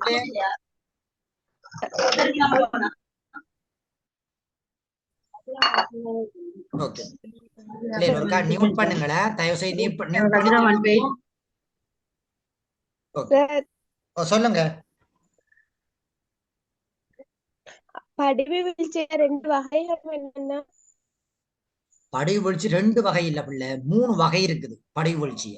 2023ஆம் ஆண்டு காலப்பகுதியில கேட்கப்பட்ட வினா. படிவு வீழ்ச்சிய நீங்க அயன பிரதேசம், இடையொப்ப பிரதேசம், முனைய பிரதேசம் என்று படிக்கணும். அயன பிரதேசத்துல மழையும் மழைப்பனியும் பொழியும். இடைவெப்ப பிரதேசத்துல மூடு பனியும் பொழியும். அயன பிரதேசத்துல இது முனைவு பிரதேசத்துல ஆலங்காட்டியும் ஆளியும் பொழியும். சரிதானே? இது வந்து 3 பிரதான வலயங்கள் ரீதியா படிக்க வேணும். 2023ஆம் ஆண்டு கால பகுதியில் ஒரு வினாக்களாக கேட்டிருந்தவங்க இந்த வினாவை. சரியா பிள்ளை? சொல்லுங்க. காலநிலை வானிலை இடையிலான வேறுபாடு 2 புள்ளி கேட்கப்பட்டிருக்கிறதானே சார்? அதுக்கு அட்டவணை இட்டு கொடுக்கிறதா? நான் இது இந்த வானிலை காலநிலை டியூட்ல வடிவா சொல்லி இருக்கிறேன். இந்த வானிலை காலநிலைக்கு இடையிலான வேறுபாடுகள் என்னன்றத ஹேண்ட் அவுட் எடுத்து பாத்தீங்கன்னா வடிவா சொல்லி இருக்கிறேன். கனாவா சொல்லுங்க. அந்த பூகோள காலநிலை மாற்றத்தின் விளைவுகள்னால எப்படி செய்யறது ஆராயுது? என்ன மாற்ற விளைவுகள் என்னென்ன வரப்போகுது? விளைவுகள் அதால வருகின்ற பிரச்சனைகள் என்னென்ன பிரச்சனை வரப்போகுது? புவி வெப்பமடைகிறது, பயிர் நிலங்கள் பாதிக்கப்படுறது, கடல் மட்டம் நீர்மட்டம் குறைவடைகிறது, வறட்சி ஏற்படுறது, அதுதான் வரப்போகுது. சரியா தம்பி? சரி, ஓகே சார். ஓகே சொல்லுங்க. விளைவுகள் என்ன கேட்டா விவசாயம் சார் விளைவுகள், சுகாதாரம் சார் விளைவுகள், வாழ்விடம் சார் விளைவுகள். ஓமோமோம் நீங்க அப்படி எழுதினாலும் சரிதான். அந்த விளைவுகள் இருக்கிற முக்கியமான விஷயங்களை வச்சு கொண்டு எழுதினாலும் சரிதான். சரியா டிலக்ஷன்? ஓகே. அடுத்தது உயிர் பெருந்திணிவு. இந்த முறை எதிர்பார்க்கறதுல மிக முக்கியமானது உயிர் பெருந்திணிவையும் கரையோர சூழலையும் வடிவா பார்க்க வேணும் இல்லையா? உயிர் பெருந்திணிவையும் கரையோர சூழலையும் நல்ல வடிவா நீட்டா படியுங்க. சரிதானே? எந்த விதமான சந்தேகம் இல்லாத வகையில ரெண்டையும் முழுமையாக பார்த்து கொண்டு போங்க. சரிதானே? உயிர் பெரும்பாலும் இந்த முறை உங்களுக்கு அயனமண்டல மழைக்காட்டுகள் தொடர்பாக வரக்கூடிய சந்தர்ப்பங்கள் கூடுதலாக இருக்குது. வடிவா அயனமண்டல மழைக்காட்டு காலநிலைய முழுமையாக படியுங்க. எந்த விதமான சந்தேகம் இல்லாத வகையில அயனமண்டல மழைக்காட்டு காலநிலையை முழுமையாக படியுங்க. சரிதானே? இதெல்லாம் எப்படி ஷோர்ட்டா எழுதுறது எல்லாமே உங்களுக்கு வடிவா சொல்லி தந்துருக்கேன். சரிதானே? ஓகே. 6வது 4வது கேள்வி கொஞ்சம் சொல்லலுமா? 6வது 4வதா பிள்ளைகள்? இதெல்லாம் இதுக்கு நோட்ஸ் இல்லாம இல்லையா பிள்ளைகள்? மோசமா குறைப்பதற்கு இருக்க வேண்டிய 3 நடவடிக்கைகள் என்ன பிள்ளைகள்? மீள்காடாக்க நிகழ்ச்சி திட்டங்களை உருவாக்குதல், உயிர்ச்சுவட்டு தகனங்களை உயிர்ச்சுவட்டு தகனங்களுக்கு பதிலாக மாற்று வழிகளை பயன்படுத்துதல் இல்லையா? அதே நேரத்தில் வந்து பாத்தீங்கன்னா இப்படியான விஷயங்கள்லாம் தந்திருக்கிறேன் இல்லையா சாபித்? சார் இந்த நீங்க நோட் சீரிஸ் கொஞ்சம் குரூப்ல போடலுமா சார்? விலங்கையில இந்த நோட் சீரிஸ் கொஞ்சம் குரூப்ல போட சொல்லுங்க சார் கொஞ்சம். ஒருக்கா சாபித் ஒருக்கா காலநிலை மாற்றது இந்த பிள்ளைகளுக்கு ஒருக்கா ஷேர் பண்ணி விடுங்களா? Okay sir. Okay okay. பிள்ளைகள் முதல் என்ன செய்ய வேணும் என்றால் நீங்க முதல் இருந்து எழுதணும் பிள்ளைகள். ஒரு கேள்விக்கு எவ்வளவுக்கு நீங்க எழுதுறீங்களோ உங்களோட எழுத்துற வேகமும் கூடும். நீங்க டைமுக்குள்ளேயும் எழுதி முடிப்பீங்க. நிறைய பேருக்கு எழுத்து வளம்ன்றது இல்லை. ஏனென்றால் வெறும் பாடமாக்குற திறமை இருக்கும், எழுதி பழக மாட்டாங்க. இப்படியானதாக எக்ஸாம்பிள போயிட்டு தான் மாட்டுப்படுறது. சரிதானே? ஓகே. அடுத்தது இந்த இயற்கை இடர் இயற்கை அனர்த்தம். சரிதானே? இந்த இயற்கை இடர் இயற்கை அனர்த்தங்களையும் நீங்க முழுமையாக படிக்க வேணும். சரிதானே? இதுவும் இந்த முறை வரக்கூடிய சந்தர்ப்பங்கள் கூடுதலாக இருக்குது. ஒன்றை விட்டு ஒரு வருடம் தொடர்ச்சியாக வந்து கொண்டிருக்குது இந்த இயற்கை இடர். அதுலயும் பெரும்பாலும் நீங்க கூட படிக்க வேண்டியது நிலச்சரிவுகளை கூட முக்கியத்துவப்படுத்தி படியுங்க. இங்க நான் தந்திருக்கிறத வடிவா எடுத்து எழுதி பாருங்க பிள்ளைகள், தயவு செய்து எழுதி பாருங்க. சரிதானே? எழுதி பார்த்தீங்கன்னா தான் உங்களுக்கு நிறைய என்னன்னு சொல்லும் நிறைய விஷயங்களையும் நீங்க தேடுவீங்க எழுதும் போது. அப்போ எழுதும் போது தேடுற போது உங்களுக்கு நிறைய விஷயங்களும் உங்களுக்கு ஞாபகம் வரும். வடிவா ஜியோகிராபியை பொறுத்த வரைக்கும் நிறைய கெப் வரும். இதுல அரபிக் எடுக்கிறாக்களை தவிர மற்றாக்கள் பெரும்பாலானாக்களுக்கு நிறைய கெப் வரும். சரிதானே? அரபிக் பிரான்ஸ் அப்படியே யாரும் எடுக்கிறார்கள் இருக்கிறீங்களா? அப்படியே ஜப்பானிய மொழி அப்படி எடுக்கிறார்கள் இருக்கிறீங்களா? இல்லையே. ஓம் சார் நான் அரபிக் எடுக்கிறேன். அரபிக் எடுக்கிற பிள்ளைகளுக்கு 7 நாள் தான் வரும் இல்லையா? உங்களுக்கு 7 நாள் கெப் வரும்னு நினைக்கிறேன். வடிவா அந்த அரபிக் எடுக்கிற பிள்ளைகள் எல்லாம் வடிவா அந்த கெப் இருக்கிற டைம்கள்ல வடிவா முழுமையாக படிச்சிருங்க. ஐசிடி எல்லாம் நல்ல சட் ஸ்கோர் பிள்ளைகள். ஐசிடி எல்லாம் நல்ல சட் ஸ்கோர். சொல்லுங்க சார். நீங்க சொல்லுது விளங்க மாட்டேங்குது எங்களுக்கு. ரெக்கார்டிங் தருவோம் பிள்ளை, ரெக்கார்டிங்லேயே பாருங்களேன். சில பேர் கவரேஜ் இஷ்யூவா இருந்தால் உங்களுக்கு விளங்காது நான் சொல்றது. அப்படியே நாங்களுக்கு ரெக்கார்டிங் தருவோம், ரெக்கார்டிங்ல பாருங்களேன். சரி சார். Okay sir. சொல்லுங்க சார். அந்த எதிர்பார்ப்பு கேள்வியில உயிர்த்திணிவோட கரையோரம் என்று தந்திருக்கீங்க. அது கரையோரம்ன்றது சிசிடி கரையோர சூழல் தொகுதியை சொல்றீங்களா? கரையோர சூழல் தொகுதிகள். சரி சார். ஓகே. பெரும்பாலும் என்ன பிள்ளைகள் அதெல்லாம் பெரிய ஜென்ரலான விஷயங்கள், பெரிய ஆழமா யோசிக்க வேண்டிய தேவைப்பாடு இல்ல. இந்த கரையோர சூழல் தொகுதி மாசுபடுறதுக்குரிய காரணம் என்ன இல்லையா? கழிவுகளை கொண்டு கடலை கலக்க விடுறது, தொழிற்சாலை கழிவுகளை கடலுக்கு வெளியேற்றுறது, முறைகேட்பாறைகளை அதிகளவு அகழ்றது இல்லையா? சுற்றுலா பயணிகளின் வருகையின் காரணமாக திண்ம கழிவுகளை வந்து கடற்கரையில விடுறது, இப்படியான விஷயங்களை வச்சு கொண்டு எழுதுவீங்க ஜென்ரலா. சார் அது உயிர்த்திணிவோட சேர்ந்துதான் வருமா சார்? அது பெரும்பாலும் தனியையும் வரலாம், அல்லது பெரும்பாலும் 3வது 4வது வினா 2வது 3வது வினாவாகவும் போடலாம் கரையோர சூழல் தொகுதி. சரி சார். ஓகே. நான் நினைக்கிறேன் இந்த மாடல் பேப்பர்ல இதெல்லாம் படிப்பிச்ச நான் நினைக்கிறேன். சரிதானே? நீங்க படிச்சுட்டீங்கன்னா சரி, அவ்வளவுதான் சொல்லுவேன். சரி, அடுத்தது சரி. அந்த 9வது கேள்வியில 3வது தணிப்பு முறைகள் கேட்டிருக்கீங்க, அதை கொஞ்சம் சொல்லுங்களேன். என்னென்ன பிள்ளை? 9வதுல 3வது கேள்வி அந்த 3 தணிப்பு முறைகள். 3 வகையான இயற்கை அனர்த்தங்கள் தொடர்பான தாக்கங்களை இழிவடைவதற்கு இலங்கை மீன்கள் தணிப்பு முறை. தணிப்பு முறை என்றால் குறைக்கிறதுக்கு என்ன நடவடிக்கை எடுக்கிறது, அதைத்தான் தணிப்பு முறை என்று சொல்லி சொல்றது. சரியா பிள்ளை? சார் அது அரசாங்கத்தால எடுக்கிற நடவடிக்கையானே. அரசாங்கத்தால எடுக்கிற நடவடிக்கைகளை சொல்லி எழுதுறதுதான் கெட்டிக்காரத்தனம். கேளுங்க சஃப்னா. சார் உங்களோட படங்கள் நோட்ஸ் இந்த குரூப்ல போடுங்களே. அந்த ஸ்ட்ரக்சர் பேப்பர் ஒண்ணுமா போல அத கொஞ்சம் குரூப்ல போட்டுருங்களே. என்னண்டா பிள்ளை, நான் இவங்களை இந்த முதல் பேப்பர் கிளாஸுக்கு வரும்போது எனக்கு தெரியும் படம் தொடர்பான வினாக்கள் வரும் என்று சொல்லி. அப்ப அதால அவங்கள ஃபர்ஸ்டுக்கு அந்த படங்கள் ஜிஎஸ் ஜிபிஎஸ் ஆர்எஸ் வினாக்களை அந்த பிள்ளைகளையே எழுத வச்சான். சரிதானே? அப்ப எழுத வச்சதால அவங்க எழுதுனவங்க அதுக்கு அது அவங்க தான் வச்சிருப்பாங்கன்னு நினைக்கிறேன் பிள்ளை. நான் இப்ப என்னன்னு சொல்றது, அதுக்கு நோட்ஸ் ப்ரிப்பேர் பண்ணல, அந்த பிள்ளைகளை எழுத வச்சான். அவங்க நாளைக்கு குரூப்ல போட்டிருக்காங்களே பிள்ளை, பாத்தீங்களா? அதுல பிடிஎஃப் கேக்குறீங்களா? எழுதாம இருக்கிற பிடிஎஃப் கேக்குறீங்களா சியாவன சொல்லி? ஓ சார், அதே சார். சரி, நான் அனுப்பி விடுறேன், பிரச்சனை இல்லை. வேற யாருக்கும் சந்தேகம் இருக்கிறார்கள் பிள்ளைகள்?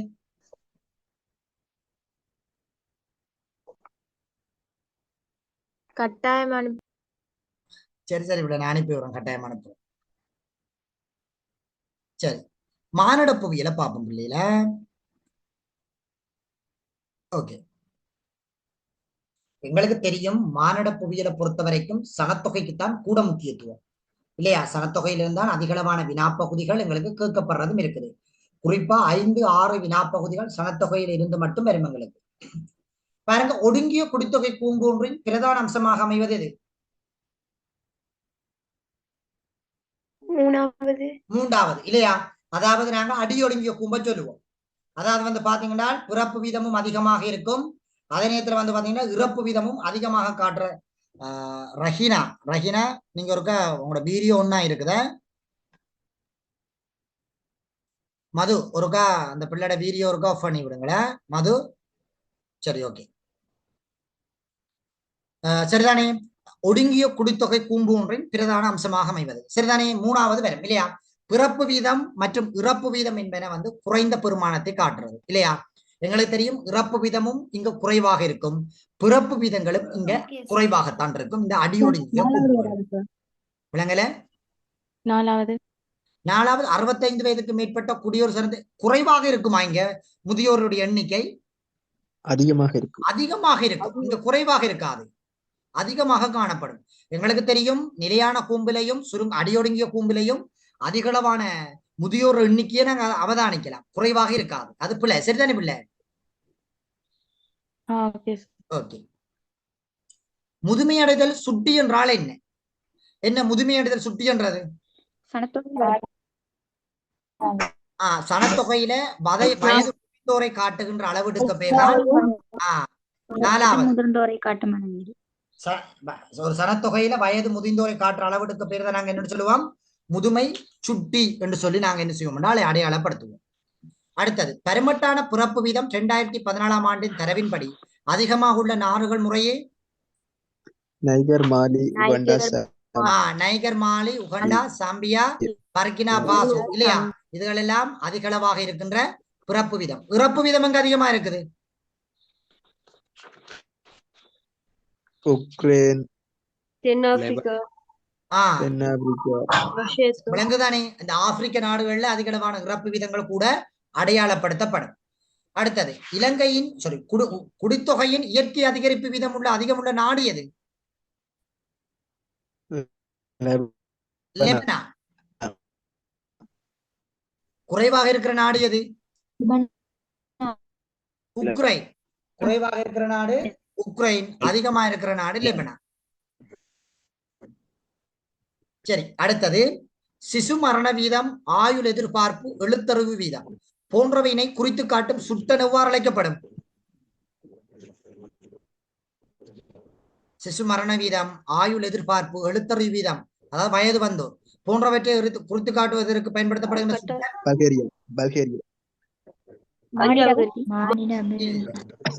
பௌதீக வாழ்க்கை தர சுட்டன். இதுக்கு என்னன்னு சொல்லுவாங்க? பௌதீக வாழ்க்கை தர சுட்டன். மனிதனுடைய அபிவிருத்திகளை எடுத்து காட்டுறதுக்கு பயன்படுத்துறதுதான் மானிட அபிவிருத்தி சுட்டன் சொல்லுவோம் சரிதானே? வாழ்க்கை தரத்துக்கு தான் சிசு மரண வீதம், ஆயுள் எதிர்பார்ப்பெல்லாம் வாழ்க்கை தரத்துக்கு கொண்டு இருக்கிறது சரிதானே? ஓகே. இலங்கையில் அதிக சனத்தொகை கொண்ட மாகாணம் எந்த மாகாணம்? மேல் மாவட்டம் கொழும்பு மாவட்டம். Very good. இலங்கையின் ஈரவலய குடித்தொகையின் அன்பான சரியான விடையாக அமையக்கூடிய விடை தெரிவியது?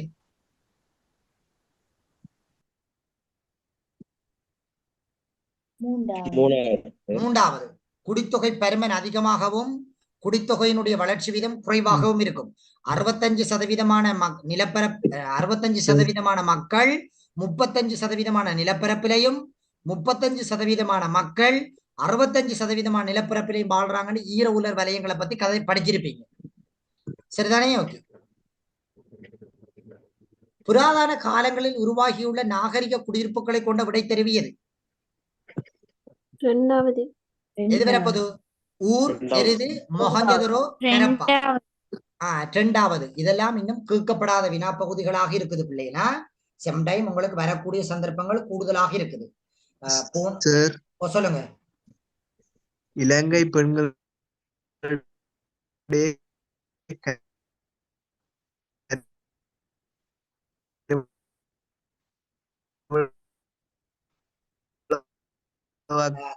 டீசர் நீங்க சொல்றது ஒன்றுமே விளங்கையில தம்பியா. ஒருவேளை கவரேஜ் பிரச்சனையோ தெரியாது நீங்க இருக்கிற இடங்கள்லயே. இலங்கை பெண்களுடைய கருவள வாக்கு உயர்வாக காணப்படும் வயதில்லை 60 மைல். கருவள வீதம் அதிகமா இருக்கிறது 15 தொடக்கம் 44 வயது பிரிவு. அதிகமாக இருக்கிறது 35 தொடக்கம் 40 வயது பிரிவு. Okay sir. ஓகே, அது என்னென்ன தம்பி, அது ஆண்டுக்கு ஆண்டு மாறுபடும். கருவள வீத வயது இருக்குத்தானே, அது ஆண்டுக்கு ஆண்டு மாறுபடக்கூடிய தன்மை இருக்குது. அந்த ஆண்டுகள் தான் அவ்வளவு ஆகையும் ஓவரெல்லாம் உங்கள்ட்ட வச்சு கேட்க மாட்டாங்க. சரியா தீசன்? Okay okay. அடுத்தது 62. குடியிருப்பு கோலத்தின் பிரதான இரு வகைப்பாடுகளையும் கொண்ட விடை தெரிவியது. கொத்தனை குடியிருப்பு, கொத்தனை குடியிருப்பும் சிதறல் குடியிருப்பும் இல்லையா? ஒரு சிதறல் குடியிருப்பும், கொத்தனை குடியிருப்பும் சிதறல் குடியிருப்பும். 63வது இயல்பாக உருவான முறையற்ற கொத்தனை குடியிருப்புக்கு உதாரணமாக காணப்படுவது எது? ஜெர்மனியின் டபேல், ஜப்பானின் பராக்கா, இலங்கையின் உலர்வலய பிரதேசங்கள்.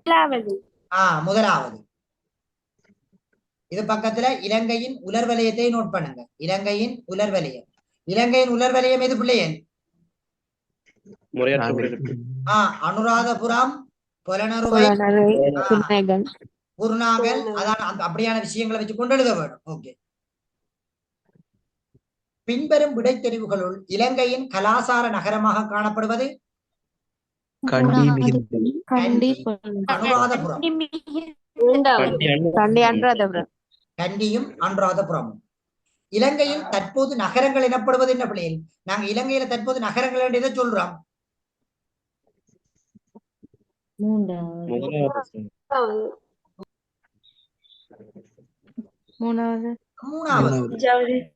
அஞ்சாவது பிள்ளை மூணாவது. நகர சபைகளாலையும் மாநகர சபைகளாலையும் நிர்வகிக்கிறதுக்கு பேர் தான் நாங்க என்னன்னு சொல்றோம், இந்த நகரங்கள் என்று சொல்றோம். இலங்கையில நகரங்களை முக்கியத்துவப்படுத்துறது பாத்தீங்கன்னா இந்த நகர சபைகளும் மாநகர சபைகளும் தான் இவங்களை முக்கியத்துவப்படுத்தி என்ன செய்யறாங்க, கண்காணிக்கிற ஒரு தன்மைகளை வச்சிருக்கிறாங்க. அடுத்தது கண்டி மாவட்டத்தில் கிராம நகர வரியங்களுக்கு உதாரணமாக அமைவது இது வரப்போது பிரிமதலாவ, அடுத்தது பெனிதனி. தற்காலத்தில் முழு சனத்தொகை நகரங்களில் வாழ்வோருடைய சதவிகிதம் எவ்வளவு? 54 வீதம். இதெல்லாம் டைரக்டான கேள்விகளா? 54 வீதம். கொஞ்சம் 2 நிமிஷம் வெயிட் பண்ண முடியல.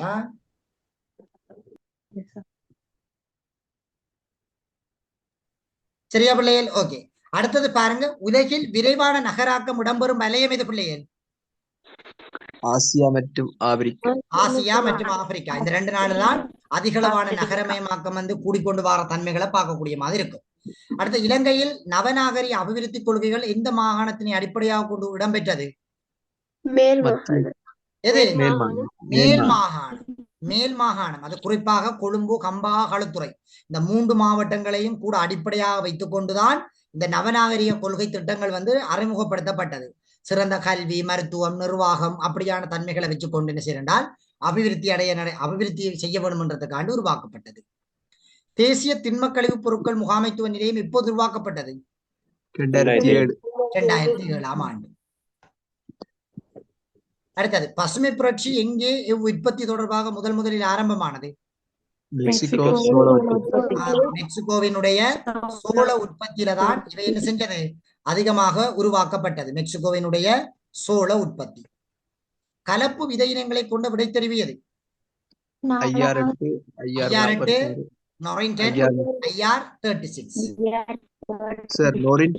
இரட்டை கலப்பா.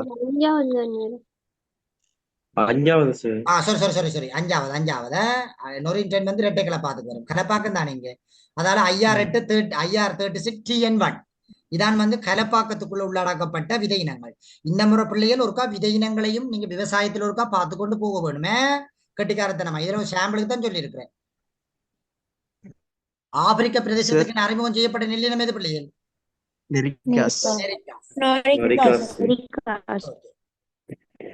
அடுத்தது விவசாய தொழிலின் தனியுரிமை போக்கில் விவசாய உள்ளீடுகளை பெற கடனாளிகளாக்கப்பட்ட விவசாயிகளை கொண்ட விடை தெரிவியது? மூணாவது எது வரப்போகுது?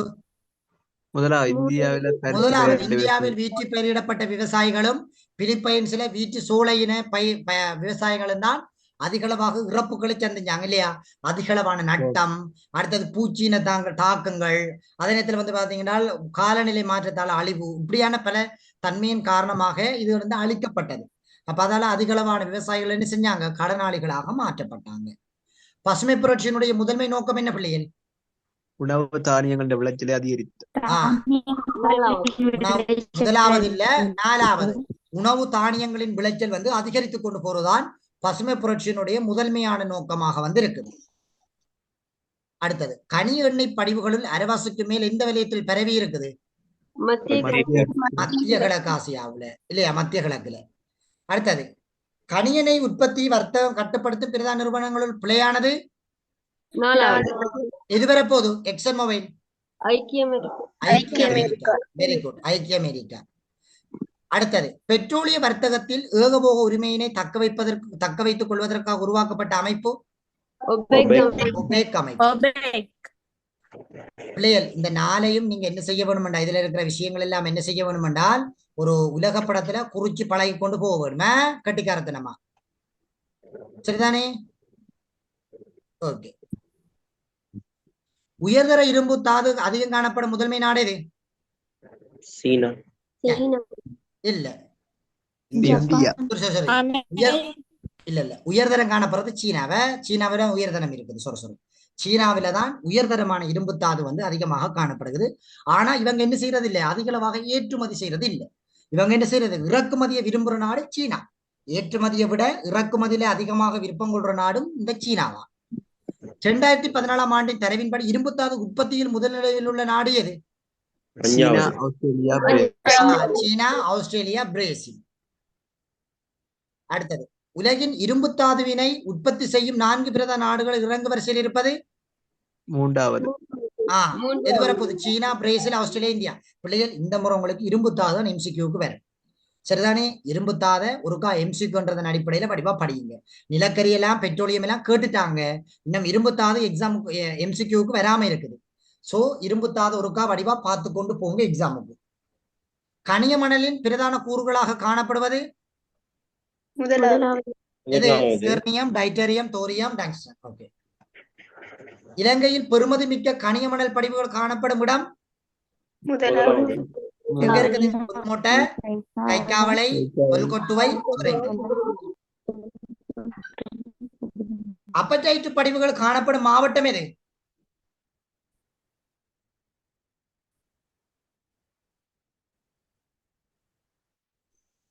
அப்படைட்டு அல்லது பெல்ஸ்பார் எங்க காணப்படுது? அனுராதபுரம் இல்லையா? அனுராதபுரம் அல்லது உலர் வலயம் என்று கேட்பாங்க. ஓ, இப்படி கட்டு விட்டுருவாங்க பிள்ளைகள். அனுராதபுரம். உங்கள்ட்ட சில டைம்ல இந்த அப்படைட்டு படிப்புகள் காணப்படுகின்ற வலயம் எதுன்னு சொல்லியும் கேட்கலாம் சில டைம்ல உங்கள்ட்ட, இல்லையா? எந்த வலயம்? உலர் வலயம். அடுத்தது விவசாய மூலப்பொருள் உற்பத்திக்கு உதாரணமாக அமைவது சீனி கைத்தொழிலுக்கு கரும்பு பயிற்சிகள். இலங்கையில் சீமெந்து கைத்தொழிற்சாலை அமைய பெற்றுள்ள இடம் எது? யாழ்ப்பாணம், காலி, புத்தளம், திருகோணமலை. முதலாவது. இலங்கையின் சுற்றுலா சபையின் மூலம் அடையாளம் காணப்பட்ட பிரதான சுற்றுலா வலயங்களின் எண்ணிக்கை எத்தனை பிள்ளைகள்?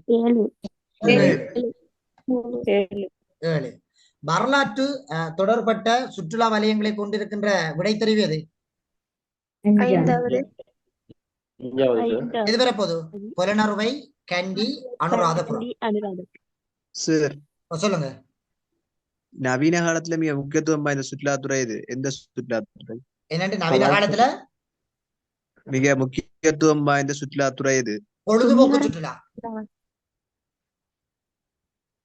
அதை இலங்கையிலையும் கேட்பாங்க. பெரும்பாலும் இலங்கையில் பிரபலியம் அடைந்த சுற்றுலான்னு கேட்பாங்க, உலகில பிரபலியம் அடைந்த சுற்றுலா இதுன்னு சொல்லி கேட்பாங்க. பொழுதுபோக்கு சுற்றுலாவ சரி, இலங்கையில பிரபலியமானது கலாச்சார சுற்றுலா தான். இல்ல பொழுதுபோக்கு சுற்றுலா இல்ல சார், கைட்ல கலாச்சார சுற்றுலா இருக்கு. இப்ப என்னன்னு சொன்னால், இப்ப நம்ம அப்டேட்ல இருக்கிறத உங்களை வச்சு கேட்பாங்க. இப்ப இந்தியாவில இருந்து அதிகமானவர் வரக்கூடிய இது வந்து எது? இந்தியாவில் அதிகளவான சுற்றுலா பிரியணிகள் வர்றதுக்கு காரணம் என்ன? பொழுதுபோக்கு சுற்றுலா. அதை வச்சு கொண்டு வைப்பாங்க. கலாச்சார சுற்றுலாவும் பொருத்தமானதுதான். பொழுதுபோக்கு சுற்றுலாவும் கலாச்சார சுற்றுலாவும் உண்டாக்கிட்டாங்கன்னா நீங்க பொழுதுபோக்கு சுற்றுலாவும் சொல்ல வேணும். ஆனா கலாச்சார சுற்றுலாவும் வரும். சரிதான். நான் அப்படியே என்னன்னு சொல்றது, சுற்றுலா எல்லாம் பிள்ளைகள் என்னன்னு சொல்றது, காலத்துக்கு ஏற்ற மாதிரி மாற்றம் அடையக்கூடிய ஒரு பாட அழகுகள். அப்ப உங்கள்கிட்ட கேள்வி கேட்கும் போது பெரும்பாலும் அப்டேட் விடயங்களை வச்சு கொண்டு வைப்பாங்க. சரிதானே?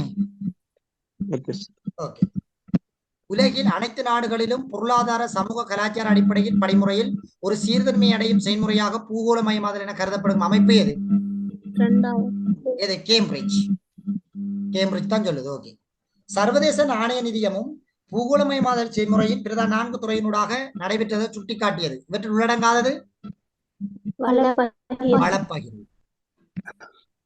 பூகோளமயமாதலின் பிரதான பிரிவுகள் உள்ளடங்காதது எது? மனித பூகோளமயமாக்கல். மனித பூகோளமயமாக்கல். தரவு சேகரித்தல், தரவுகளை ஒழுங்கமைத்தல், சேமித்து வைத்தல் மற்றும் வெளியீடு செய்தல் செயல்முறைகள் எவ்வாறு அழைக்கப்படுகிறது? தகவல் தொடர்பாடல். தகவல் தொடர்பாடல் தொழில். உலகில் உள்ள பல்தேச கம்பெனிகளின் எண்ணிக்கை எத்தனை? 600. உலகில் பல்வேறு பிரதேசங்களுக்கு குறித்தான புவியியல் ரீதியாக பெரும்பாலும் ஒத்த இயல்புகளை கொண்ட பிரதேசங்கள் எவ்வாறு அழைக்கப்படுகிறது? பிராந்தியம் என்று அழைக்கப்படுகிறது. தென்னாசிய நாடுகளின் பிராந்திய ஒத்துழைப்புக்கான அமைப்பு எவ்வாறு அழைக்கப்படும்? மறுபெயர். சார்க் அமைப்பு எப்போது தோற்றுவிக்கப்பட்டது? எப்ப?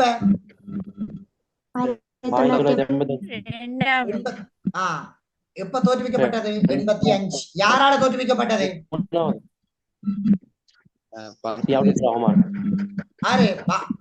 எந்த நாடு? பங்களாதேஷ்ல சியாட் ரஹ்மான் இல்லையா? அவரால்தான் இது தோற்றுவிக்கப்பட்டது. 9 துறைகளை கொண்டு இவர் என்ன செஞ்சவர்? இது தொடர்பான கருத்துக்களை முன்வச்சு தோற்றுவிச்ச ஒருவராக வந்து இருக்கிறார் இல்லையா? ஓகே. சார்க் அமைப்பினை தோற்றுவித்த ஜனாதிபதி சியாட் ரஹ்மான் எந்த நாட்டை சேர்ந்தவர்? இல்ல பங்களாதேஷா? இத பாகிஸ்தான் வெட்டி போட்டு பங்களாதேஷ் எழுதி கொள்ளுங்களா. இதுல பங்களாதேஷ் மாத்திக்கொள்ளுங்க. பங்களாதேஷ் மாத்திக்கொள்ளுங்களா. ஓகே. 1983 வலய நாடுகளின் வெளிவிவகார அமைச்சின் ஆரம்ப கட்ட கலந்துரையாடலின் போது ஒத்துழைப்பு வழங்குவதற்கு இணக்கம் தெரிவித்த துறைகள் எவ்வாறு அழைக்கப்படுகிறது? டெல்லி பிரகடனம். Okay okay okay. சார்க் அமைப்பின் இறுதியாக இணைந்து கொண்ட நாடு எது? இணைஞ்சது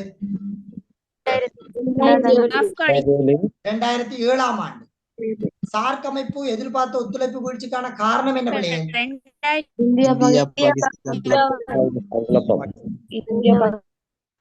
இந்தியா பாகிஸ்தானுடைய குழப்ப நிலை. ஓகே சரிதானே? ஓகே. அடுத்தது செகண்ட் செகண்ட் பார்ட்டை பொறுத்த வரைக்கும் எங்களுக்கு சனத்தொகை என்றது நாங்க விட்டுத்து படிக்க முடியாத ஒரு அழகாக இருக்குது இந்த சனத்தொகை. சரிதானே? அதுலயும் குறிப்பாக பரம்பல், வளர்ச்சி, பால் விகிதம், இடப்பெயர், இத அனைத்தையும் வடிவா நீட்டா படியுங்க. சரிதானே? பரம்பல், வளர்ச்சி, பால் விகிதம், இடப்பெயர்வு இதையெல்லாம் வடிவா நீட்டா என்ன செஞ்சு கொள்ளுங்க, வடிவா படிச்சு கொண்டு போங்க. இதுல நான் பரம்பலுக்கு, வளர்ச்சிக்கு, பால் விகிதத்துக்கு எல்லாம் வடிவா என்ன செஞ்சிருக்கிறேன், மாடல் பேப்பர் எல்லாம் உங்களுக்கு செய்விச்சிருக்கிறேன். அப்ப அதன் அடிப்படையில நல்ல வடிவா படிச்சு கொண்டு போனீங்கன்றால் சிம்பிளா என்ன செய்ய கேளும், உங்களால புள்ளிகளை வந்து பெற்றுக்கொள்ளக்கூடியதாக இருக்கும். இதுல நான் இடப்பெயர்வு பத்தி மட்டும் கதைச்சிருக்கேன். சரிதானே? இடப்பெயர்வாளன்டா யாரு, இடப்பெயர்வுகளை பத்தி வடிவா கதைச்சிருக்கேன். இதுல சொல்லியிருக்கேன் பரம்பல், வளர்ச்சி, பால் விகிதம் தொடர்பாக கற்றுக்கொள்ள வேண்டும் என்று சொல்லி. சரிதானே? அது தொடர்பாகவும் வடிவா படிக்க வேண்டும். இதுல எங்களுக்கு முனைப்பான அம்சங்கள் எழுத தெரியாது என்றார்கள் யாரும் இருக்கிறீங்களா பிள்ளைகள்?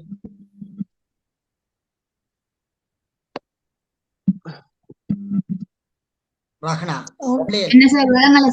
முனைப்பான பண்புகள் எழுதுற முறை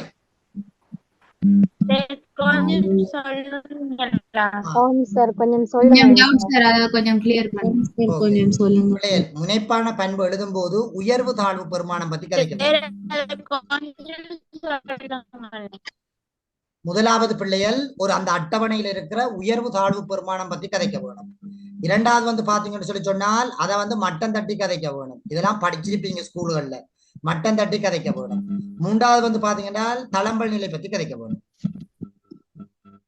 சரிதானே? தளம்பல் நிலை பற்றி கட்டாயம் என்ன செய்ய வேணும், நீங்க கதைக்க வேணும். இப்படித்தான் உங்களுக்கு 3 முனைப்பான பண்புகளையும் எழுத சொல்லிடுவாங்க. சரிதானே? உயர்வு தாழ்வு பெருமானம் பத்தி கதைக்க வேணும், மட்டம் தட்டி கதைக்க வேணும், அதே நேரத்துல வந்து பாத்தீங்கன்னா தளம்பல் நிலை பற்றி விரிவா படிக்க வேணும். சரிதானே? இப்படியான விஷயங்களை வச்சு சொன்னீங்கன்னா தான் உங்களுக்கு புள்ளிகள் வழங்கப்படும். அதை நீங்க எப்பயுமே மறந்துடக்கூடாது. சரிதானே? ஓகே. அடுத்தது நகராக்கம். நகராக்கங்கள் தொடர்பு பிள்ளைகள் இலங்கையினுடைய நகராக்கங்களுக்கு கூட முக்கியத்துவம் கொடுங்க. இந்த நகராக்கம் எல்லாம் பிள்ளைகள் பாடமாக்கி எழுதணும் என்ற ஒன்றோட நீங்க போகாதுங்க. இதெல்லாம் ஒரு ஜென்ரலா எழுதலாம். இந்த நகராக்கங்கள் எல்லாம் ஒரு ஜென்ரலா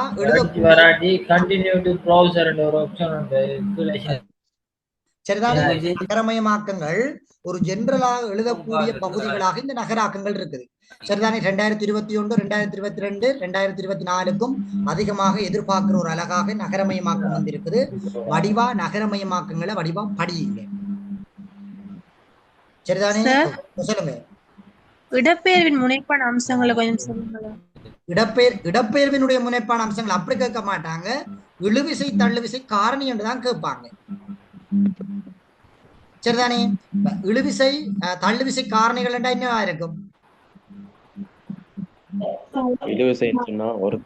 விரும்பி வாரது. இழுவிசை அந்த நாட்டுக்கு விரும்பி வாரது, தள்ளுவிசை என்றால் விருப்பம் இல்லாம போறது இல்லையா?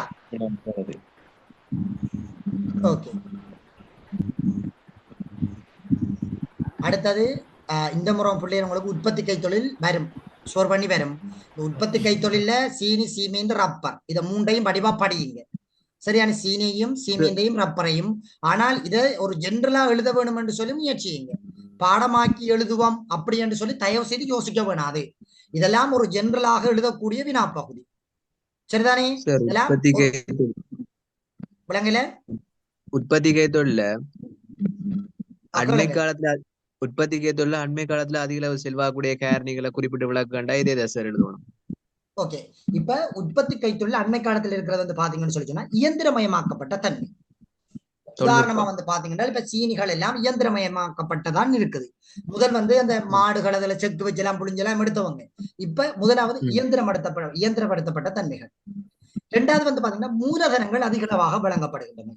வரி கொள்கைகள் குறைவடைந்து கொண்டு செல்கின்றன. அப்படியான விஷயங்களை வச்சு கொண்டு எழுதுவீங்க. சரிதானே தம்பி? போக்குவரத்தையும் வச்சு எழுதலாமா சார்? போக்குவரத்தும் வரும்.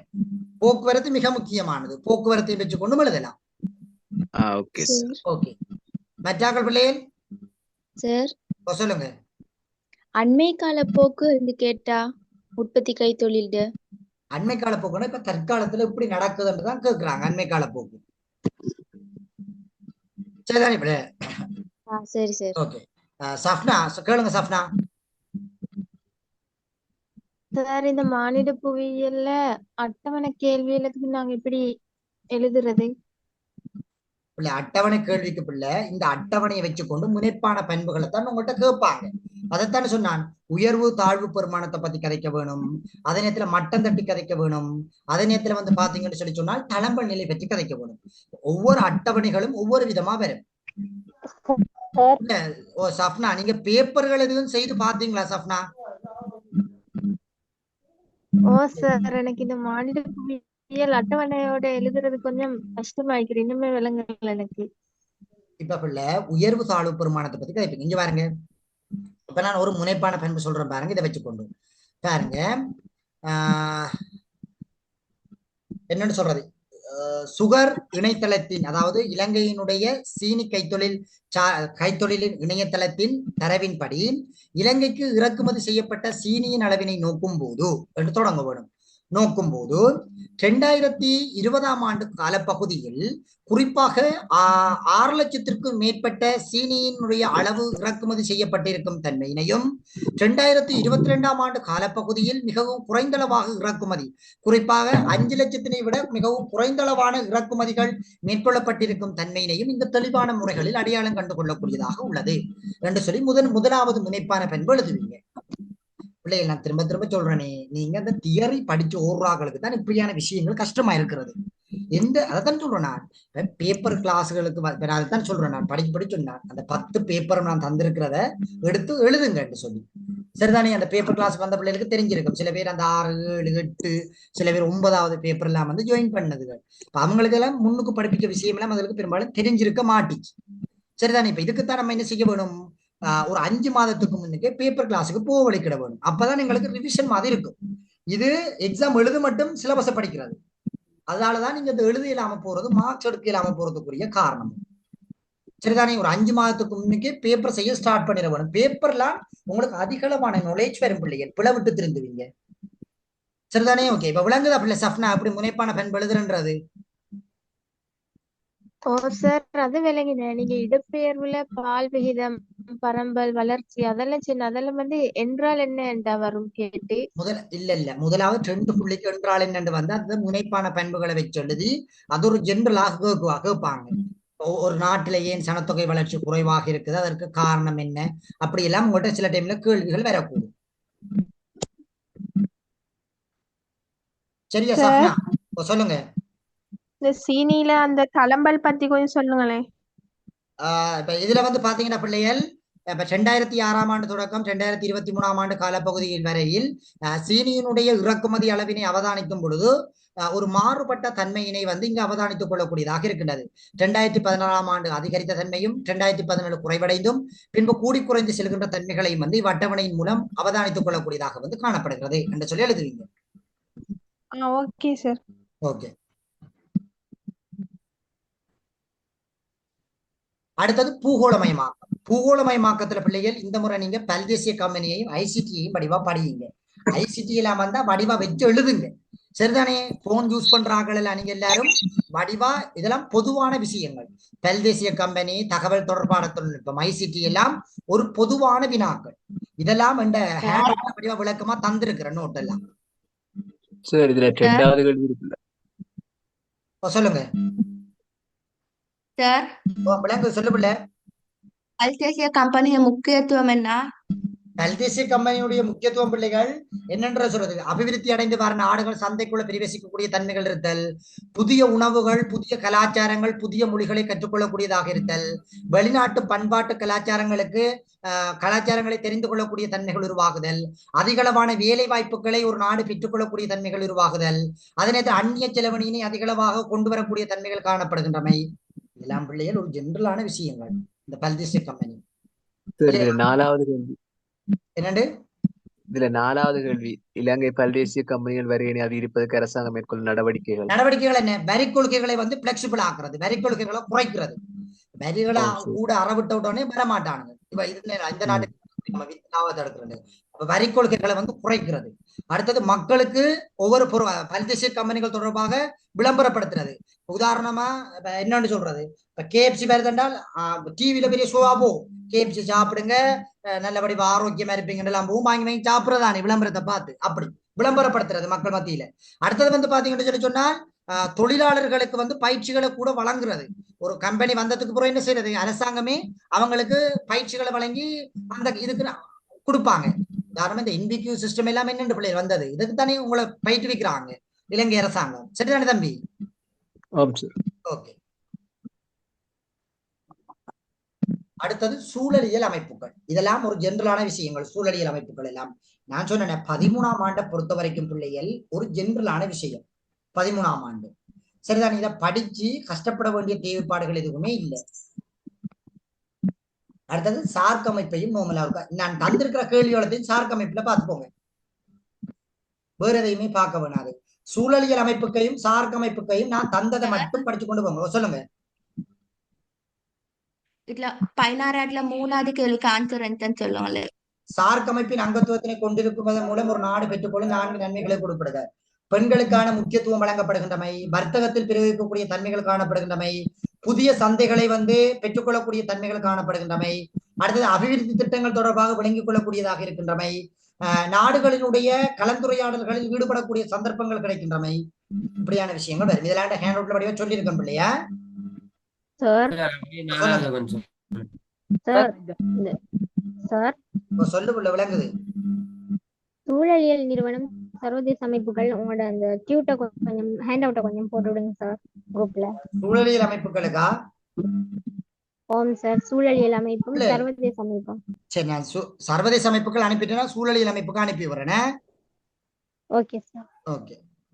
சூழலியல் நிறுவனம் எதிர்பார்க்கிறார். என்னண்டு தம்பி? சூழல் நிறுவனம் கேள்வி. சூழலியல் நிறுவன கேள்வி இந்த முறை எதிர்பார்க்கலாமா சார்?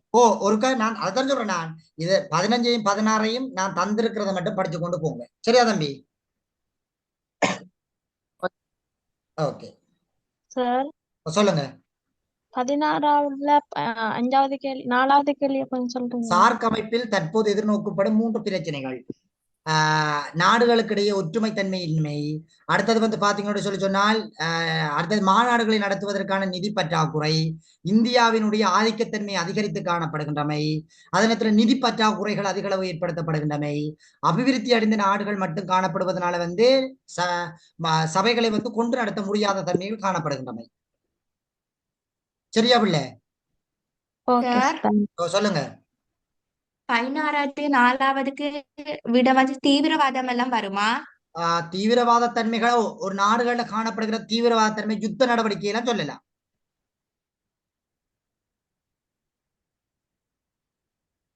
சரி சார் சொல்லுங்க. ஷார்ட் கட் சொல்லிட்டாருன்னு சொன்னீங்க.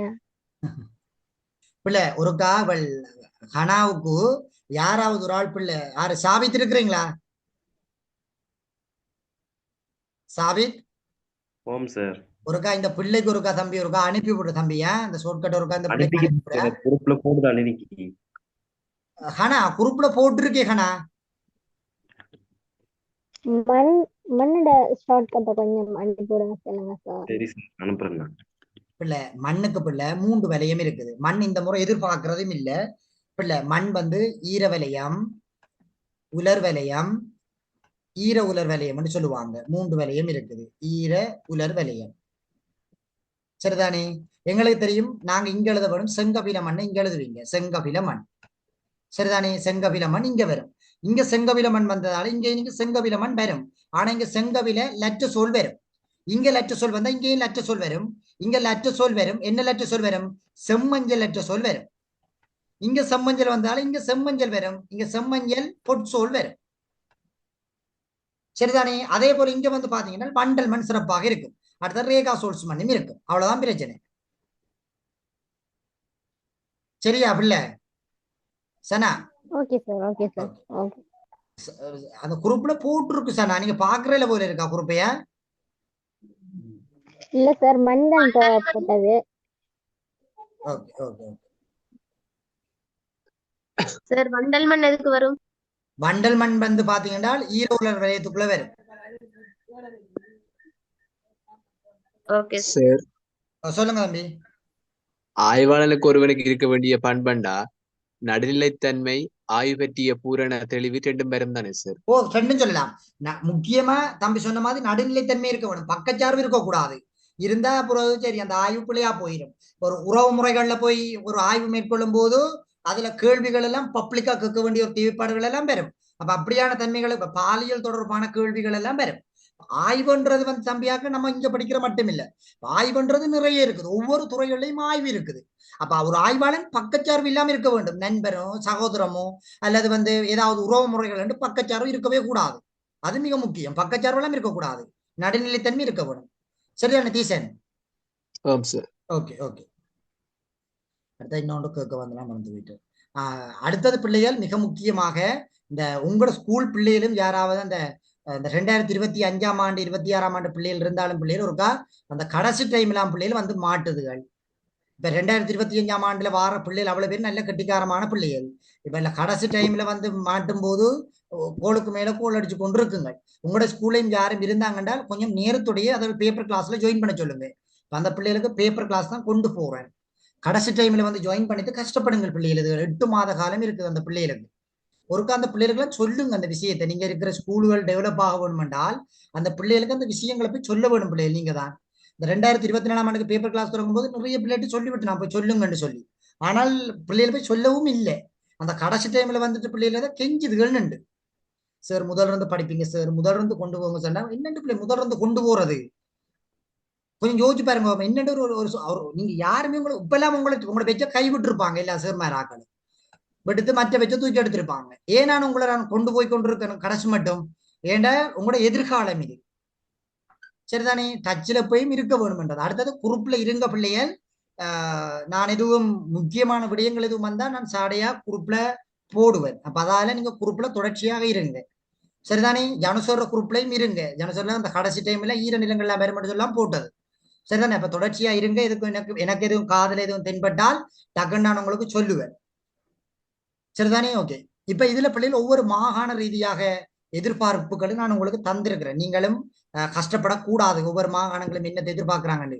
எல்லா மாகாணங்களும் அகவிசைத்தான் பிள்ளைகள் கதைக்கிறாங்க பாருங்களேன். எல்லா மாகாணங்களுடைய கேள்வியும் அகவிசை தான் பாருங்க. முழு அகவிசை புறவி பிள்ளை நில உருவங்கள் இல்லாம வினாப்பகுதி வராது, சரிதானே? முழுமையாக படிச்சீங்கன்றால் மிகச்சிறந்த பெறுபர்களை வந்து உங்களால பெற்றுக்கொள்ளக்கூடிய மாதிரி இருக்கும். இப்ப வேற யாரும் என்னட்டு எதுவும் கேட்கணும் நினைக்கிறீங்களா பிள்ளைகள்? இனி பிள்ளைய நீங்க படிக்கிற வேலை மட்டும்தான் உங்களுடைய வேலைப்பாடா இருக்கணும். கேளுங்க ருகையா. சார் எம்சிக்யூல அந்த 74வது கேள்விக்கு 3வது ஆன்சர் வராதா? எத்தனையாக கேள்வி? 74. விவசாய தொழில்நுட்பத்தின் தரியுமை போக்கின விவசாய உள்ளீடுகளை கண்காணிக்கப்பட்ட தெரிவு இல்ல பிள்ளை. அது முதல்ல எது கேக்குறீங்க? 4வது கேக்குறீங்களா? 3வது தானே வரும்.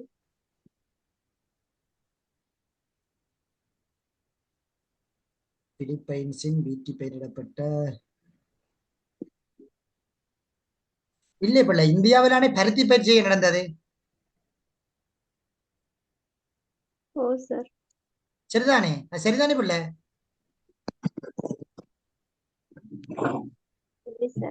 ஓகே. அடுத்தது வேற யாரும் பிள்ளையர்? பிள்ளையர் தொடர்ச்சியா படியுங்க, சரிதானே? நேரத்துக்கு நித்திரைய கொள்ளாம வடிவா இருந்து படியுங்க பிள்ளைகள், சரிதானே? எனக்கு யாரும் சந்தேகங்கள் எதுவும் கேட்க போவீங்கன்றால் தயவு செய்து கோல் பண்ணுங்க. எனக்கு வாட்ஸ்அப்ல போட்டீங்களா பிள்ளைகள்? நான் எந்த லெப் வந்து வீட்டு இருக்கிறது, சரிதானே? அப்ப அதால வீட்டு இருக்கிறாங்களும் லெப் பாக்குறதால அந்த உங்களோட மெசேஜும் பாறுபடும். இந்த வாட்ஸ்அப் வந்து இந்த லெப்லயும் இருக்குது. அப்ப அதால எனக்கு நீங்க என்ன எடுத்து கதைக்க போறீங்கன்னு சொல்லி சொன்னால் எனக்கு கோல் பண்ணுங்க, சரிதானே? எனக்கு கோல் பண்ணினீங்கன்னு சொன்னாதான் உங்களோட டவுட்டை நான் கிளியர் பண்ணலாம். சில டைம்ல கிளாஸ்கள்ல நிப்பேன் நான். அதால நீங்க எதுவும் டவுட் கேட்க போறீங்கன்னா எனக்கு போன் அடிச்சு சார் இது அப்படி ஒரு டவுட் சாவித்தெல்லாம் கேட்கும். சாவித்துக்கு உடனே போன் எடுத்து கிளியர் பண்ணி விடுறேன் நான், சரிதானே? அதே போல மற்ற ஆளுக்கும் கேட்டு ஏதாவது டவுட் இருந்தாலும் என்னட்ட கேளுங்க, நான் உங்களுக்கு போன்லயே விளங்கப்படுத்தி விடுவேன். சரியான தம்பியா? சொல்லுங்க சார். என்ன விளங்கல பிள்ளை?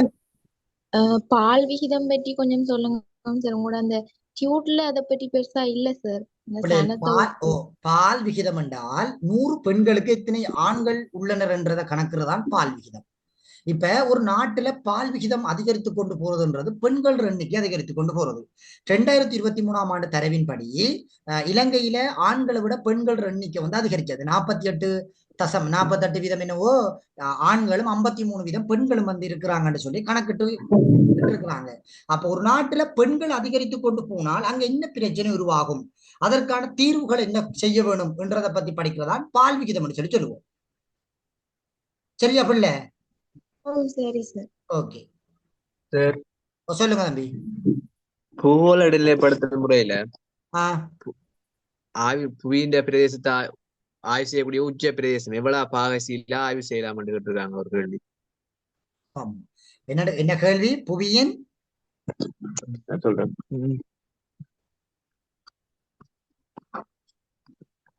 பூகோள இடைநிலைப்படுத்தல் முறையில புவியில் படமாக்கம் செய்யக்கூடிய அதி உச்ச பிரதேசம். இப்ப இவங்க கேட்கிற இந்த கேள்வி எப்படி விளங்குதா? கொஞ்சம் உள்நுழைஞ்சு கேட்டு இருக்கிறாங்க சாவி தம்பி சிலர். இப்ப பூகோள இடைநிலைப்படுத்தம்ன்றது எங்களுக்கு தெரியும் ஜிபிஎஸ் இல்லையா? இந்த ஜிபிஎஸ்ல முக்கியமாக இருக்கிறது செய்மதி இல்லையா? இந்த செய்மதி ஆக கூடுதலாக எவ்வளவு உயரத்துல இருந்து எவ்வளவு உயரத்தை படம் எடுக்கும்ன்றதுதான் கேள்வி. இல்லாட்டி பிரதேசத்தை கேட்கிறாங்களா? இல்ல எவ்வளவு இத படம் எடுக்கும், எத்தனை பாகையில் எடுக்கும், இல்லாட்டி ஃபுல்லா எடுக்குமா? அப்படி அது தம்பி இது 2 விதமாகவும் இருக்குது. ஃபுல்லாகவும் எடுக்கும், குத்தாக எடுக்கும், கிடையா எடுக்க மட்டும் தொழில்நுட்பத்துல பாக்குறோம் இல்லையா? அதே போல இவர் வந்து குத்தாத்தான் எடுப்பார் இந்த செய்மதி. ஜிபிஎஸ்க்குள்ள என்ன ஜிபிஎஸ்க்குள்ள குத்தா எடுக்கும். ஆனா ஆர்எஸ்க்குள்ள வந்தோம்னா அங்க குத்தாவும் இருக்கும் கிடையாகவும் இருக்கும். Okay sir. ஓகே, அப்ப இது என்ன எடுத்துக்கொள்ற சார்? இப்ப புல்லா எடுக்குமெண்ட் எடுக்கிறது இல்லாட்டி ஒரு பாக கணக்குல எடுக்கிறது? ஒரு பாகை கணக்குல எடுக்கும். இது இந்த சிசிடி கேமரா தெரியுமா? சிசிடி கேமரா ஓம் சார். அது எல்லா இடத்தையும் காட்டுமா? ஒரு கேமரா வச்சீங்கன்னா எல்லா இடத்தையும் காட்டுமா? குறிப்பிட்ட இடத்தை தான் குறிப்பிட்ட பாகை அளவு மட்டும்தான் எடுக்கும். இப்ப உதாரணமா இப்படி ஒரு சிசிடி கேமரா இருக்குதுன்னு சொல்லி பாத்தீங்கன்னா அது என்ன செய்யும்? குறிப்பிட்ட பாகை அளவு தான் எடுக்கும். இப்படி இந்த பாகைக்குள்ள இருக்கிற இடத்தை மட்டும் தான் படம் பிடிக்கும். அதே மாதிரி தான் இந்த செய்மதிகள். சரி, அதுல போட்டிக்கு சார் 90 பாகை என்ன போட்டி? எவ்வளவு?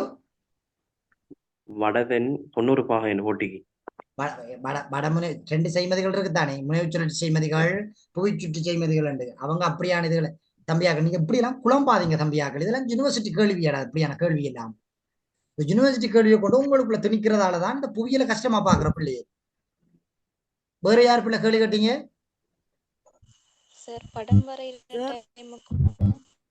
என்ன பிள்ளை படம் வரைகிற? அகவிசைக்கு புறவிசை நில உருவங்கள் படம் வரைகிற டைமுக்கு மேல படம் வரைகிற இல்லாட்டி சைடுக்கு படம் வரையலாம். நீங்க முதலாவது விளக்கி போட்டு அதை நீங்க விளக்கி போட்டு கீழேயே படத்தை வரையுங்க. அதான் கெட்டிக்காரத்தனம். சரிதானே? ஓகே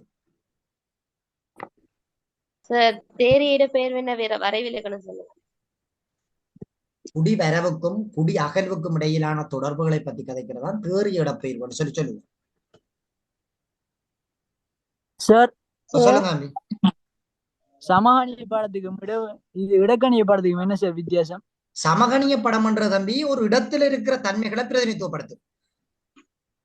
இது பரம்பல் அடர்த்தி அப்படியான பாங்குகளை கதைச்சு கொண்டு போகும் இடக்கணிய படம். சமகணிய படம் சமமான இடங்கள்ல நிலவுகின்ற வேறுபாட்டு ஒரே தன்மையை கதைக்கும்.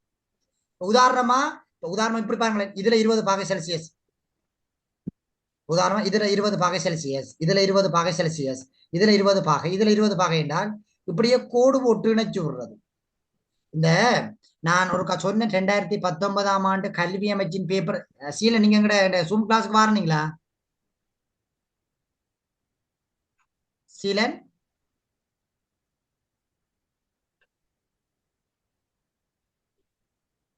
அதுல அந்த 2019ஆம் ஆண்டு காலப்பகுதியில வந்திருக்கிற அந்த கல்வி அமைச்சினுடைய பேப்பர்ல போய் பாருங்க. அதுல லாஸ்டா அதுல அவங்க சொல்லியிருப்பாங்க அந்த இடக்கணிய படங்கள் சமகணிய படங்கள் எப்படி வரைகிறது. அது சமமான இடங்கள்ல இருக்கிற தன்மைகளை நாங்க இணைச்சு வரைகிறதா சமகணிய படம் பண்ணுவோம். சமவெப்ப கோடு, சமவெப்ப கோடு, சமமுக கோடு, சமயுர கோடுகள் சொல்லுவோம் அதுகளுக்கு. சரிதானே பிள்ளைகள்? சொல்லுங்க.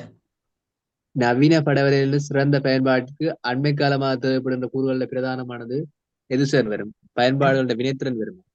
என்ன விளங்க கேள்வி என்ன சீலன்? நவீன படவரையிலின் சிறந்த பயன்பாட்டுக்கு அண்மை காலமாக தேவைப்படுகின்ற கூறுகள்ல பிரதானமானது எதுல கேக்குறீங்க? படவரை கலைகள்ல ஃபுல்லா இருக்கிற கூறுகளை கேக்குறீங்களா? இல்ல கூறுகளை சார். அதுல அண்மை காலமா எதை பிரதானப்படுத்தணும், எது முக்கியப்படுதுன்னு கேக்குறோம். ஜிஎஸ்டிபிஎஸ் ஆர்எஸ்ல 3லும் எது முக்கியத்துவமானதுன்னு கேக்குறாங்க. அப்படியா?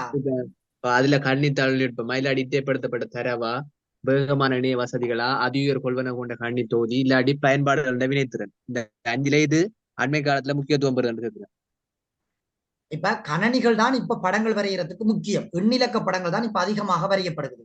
அப்ப கணனி தொகுதிகள் மூலம் தான் படங்கள் உருவாக்கப்படுறது இப்ப அண்மை காலத்துல நடக்குது. இப்ப இந்த நிலளவு திணைக்களத்துக்குள்ள போனீங்கன்னா இப்ப கணனி மயத்துக்கு மாத்தி கொண்டு வராங்க. அப்ப கணனி மயப்படுத்தப்பட்ட படங்கள் வரைகிறதான் எண்ணிலக்க படங்கள். கணனி மயக்கப்படுத்தப்பட்டது அதுல எண்ணிலக்க படங்கள் தான் இப்ப ஃபேமஸா இருக்குது. சரிதானே சீலன்? Okay sir. கண்ணி தொழில்நுட்பம். வேற யாரும் பிள்ளைகள் சந்தேகம் இருக்கிறார்கள்? சொல்லுங்க. டவுட்ஸ் கேட்டாலும் பிறகு ரிப்ளை பண்ணுவீங்க சார்? ஓம் பிள்ளை கணா இவ்வளவு நேரம் என்ன கணா சொன்ன, நான் எதுவும் டவுட் இருக்கும் என்றால் எனக்கு நீங்க போன் பண்ணுங்க என்றுதான் சொன்னான். இப்ப நான் எனக்கு வாட்ஸ்அப்ல மெசேஜ் பண்ணீங்கன்னா எனக்கு பார்க்க மாட்டேன், எனக்கு பாக்குறதுக்கு டைமும் இருக்காது. அதால ஒரு கோல் ஒன்று அடிச்சு சார் எனக்கு இப்படி ஒன்று இருக்கு சார் கிளியர் பண்ணி விடுங்க சார், நான் கிளியர் பண்ணி விடுவேன். செய்து அனுப்பினா கொஞ்சம் கரெக்ட் பண்ணலாமா? அந்த மாதிரி என்னென்றால் ஹானா எனக்கு டைம் இல்லை ஹானா, இல்லாட்டி இருந்தா நான் உங்களுக்கு மார்க் பண்ணி தருவேன். இப்ப உங்களோட ஸ்கூல்ல டீச்சராக்களோட கதைக்கிற நீங்க தானே எழுதிட்டு டீச்சராக்கிட்ட கொண்டு காட்டினவங்க கரெக்ஷன் பண்ணி தருவாங்க இல்லையா ஹானா? ஸ்கூல விட்டு நின்றாது சார். மற்ற பெஜாக்கள் எடுத்ததும் நிப்பாட்டிட்டாங்க சார். உங்களை வரவிட மாட்டாங்களா ஸ்கூலுக்கு? ஓம் சார். நீங்க போக வேணும், வரலாட்டி நீங்க ஸ்கூலுக்கு போக வேணும். உங்களோட ஸ்கூல் தானே. ஓம் சார்.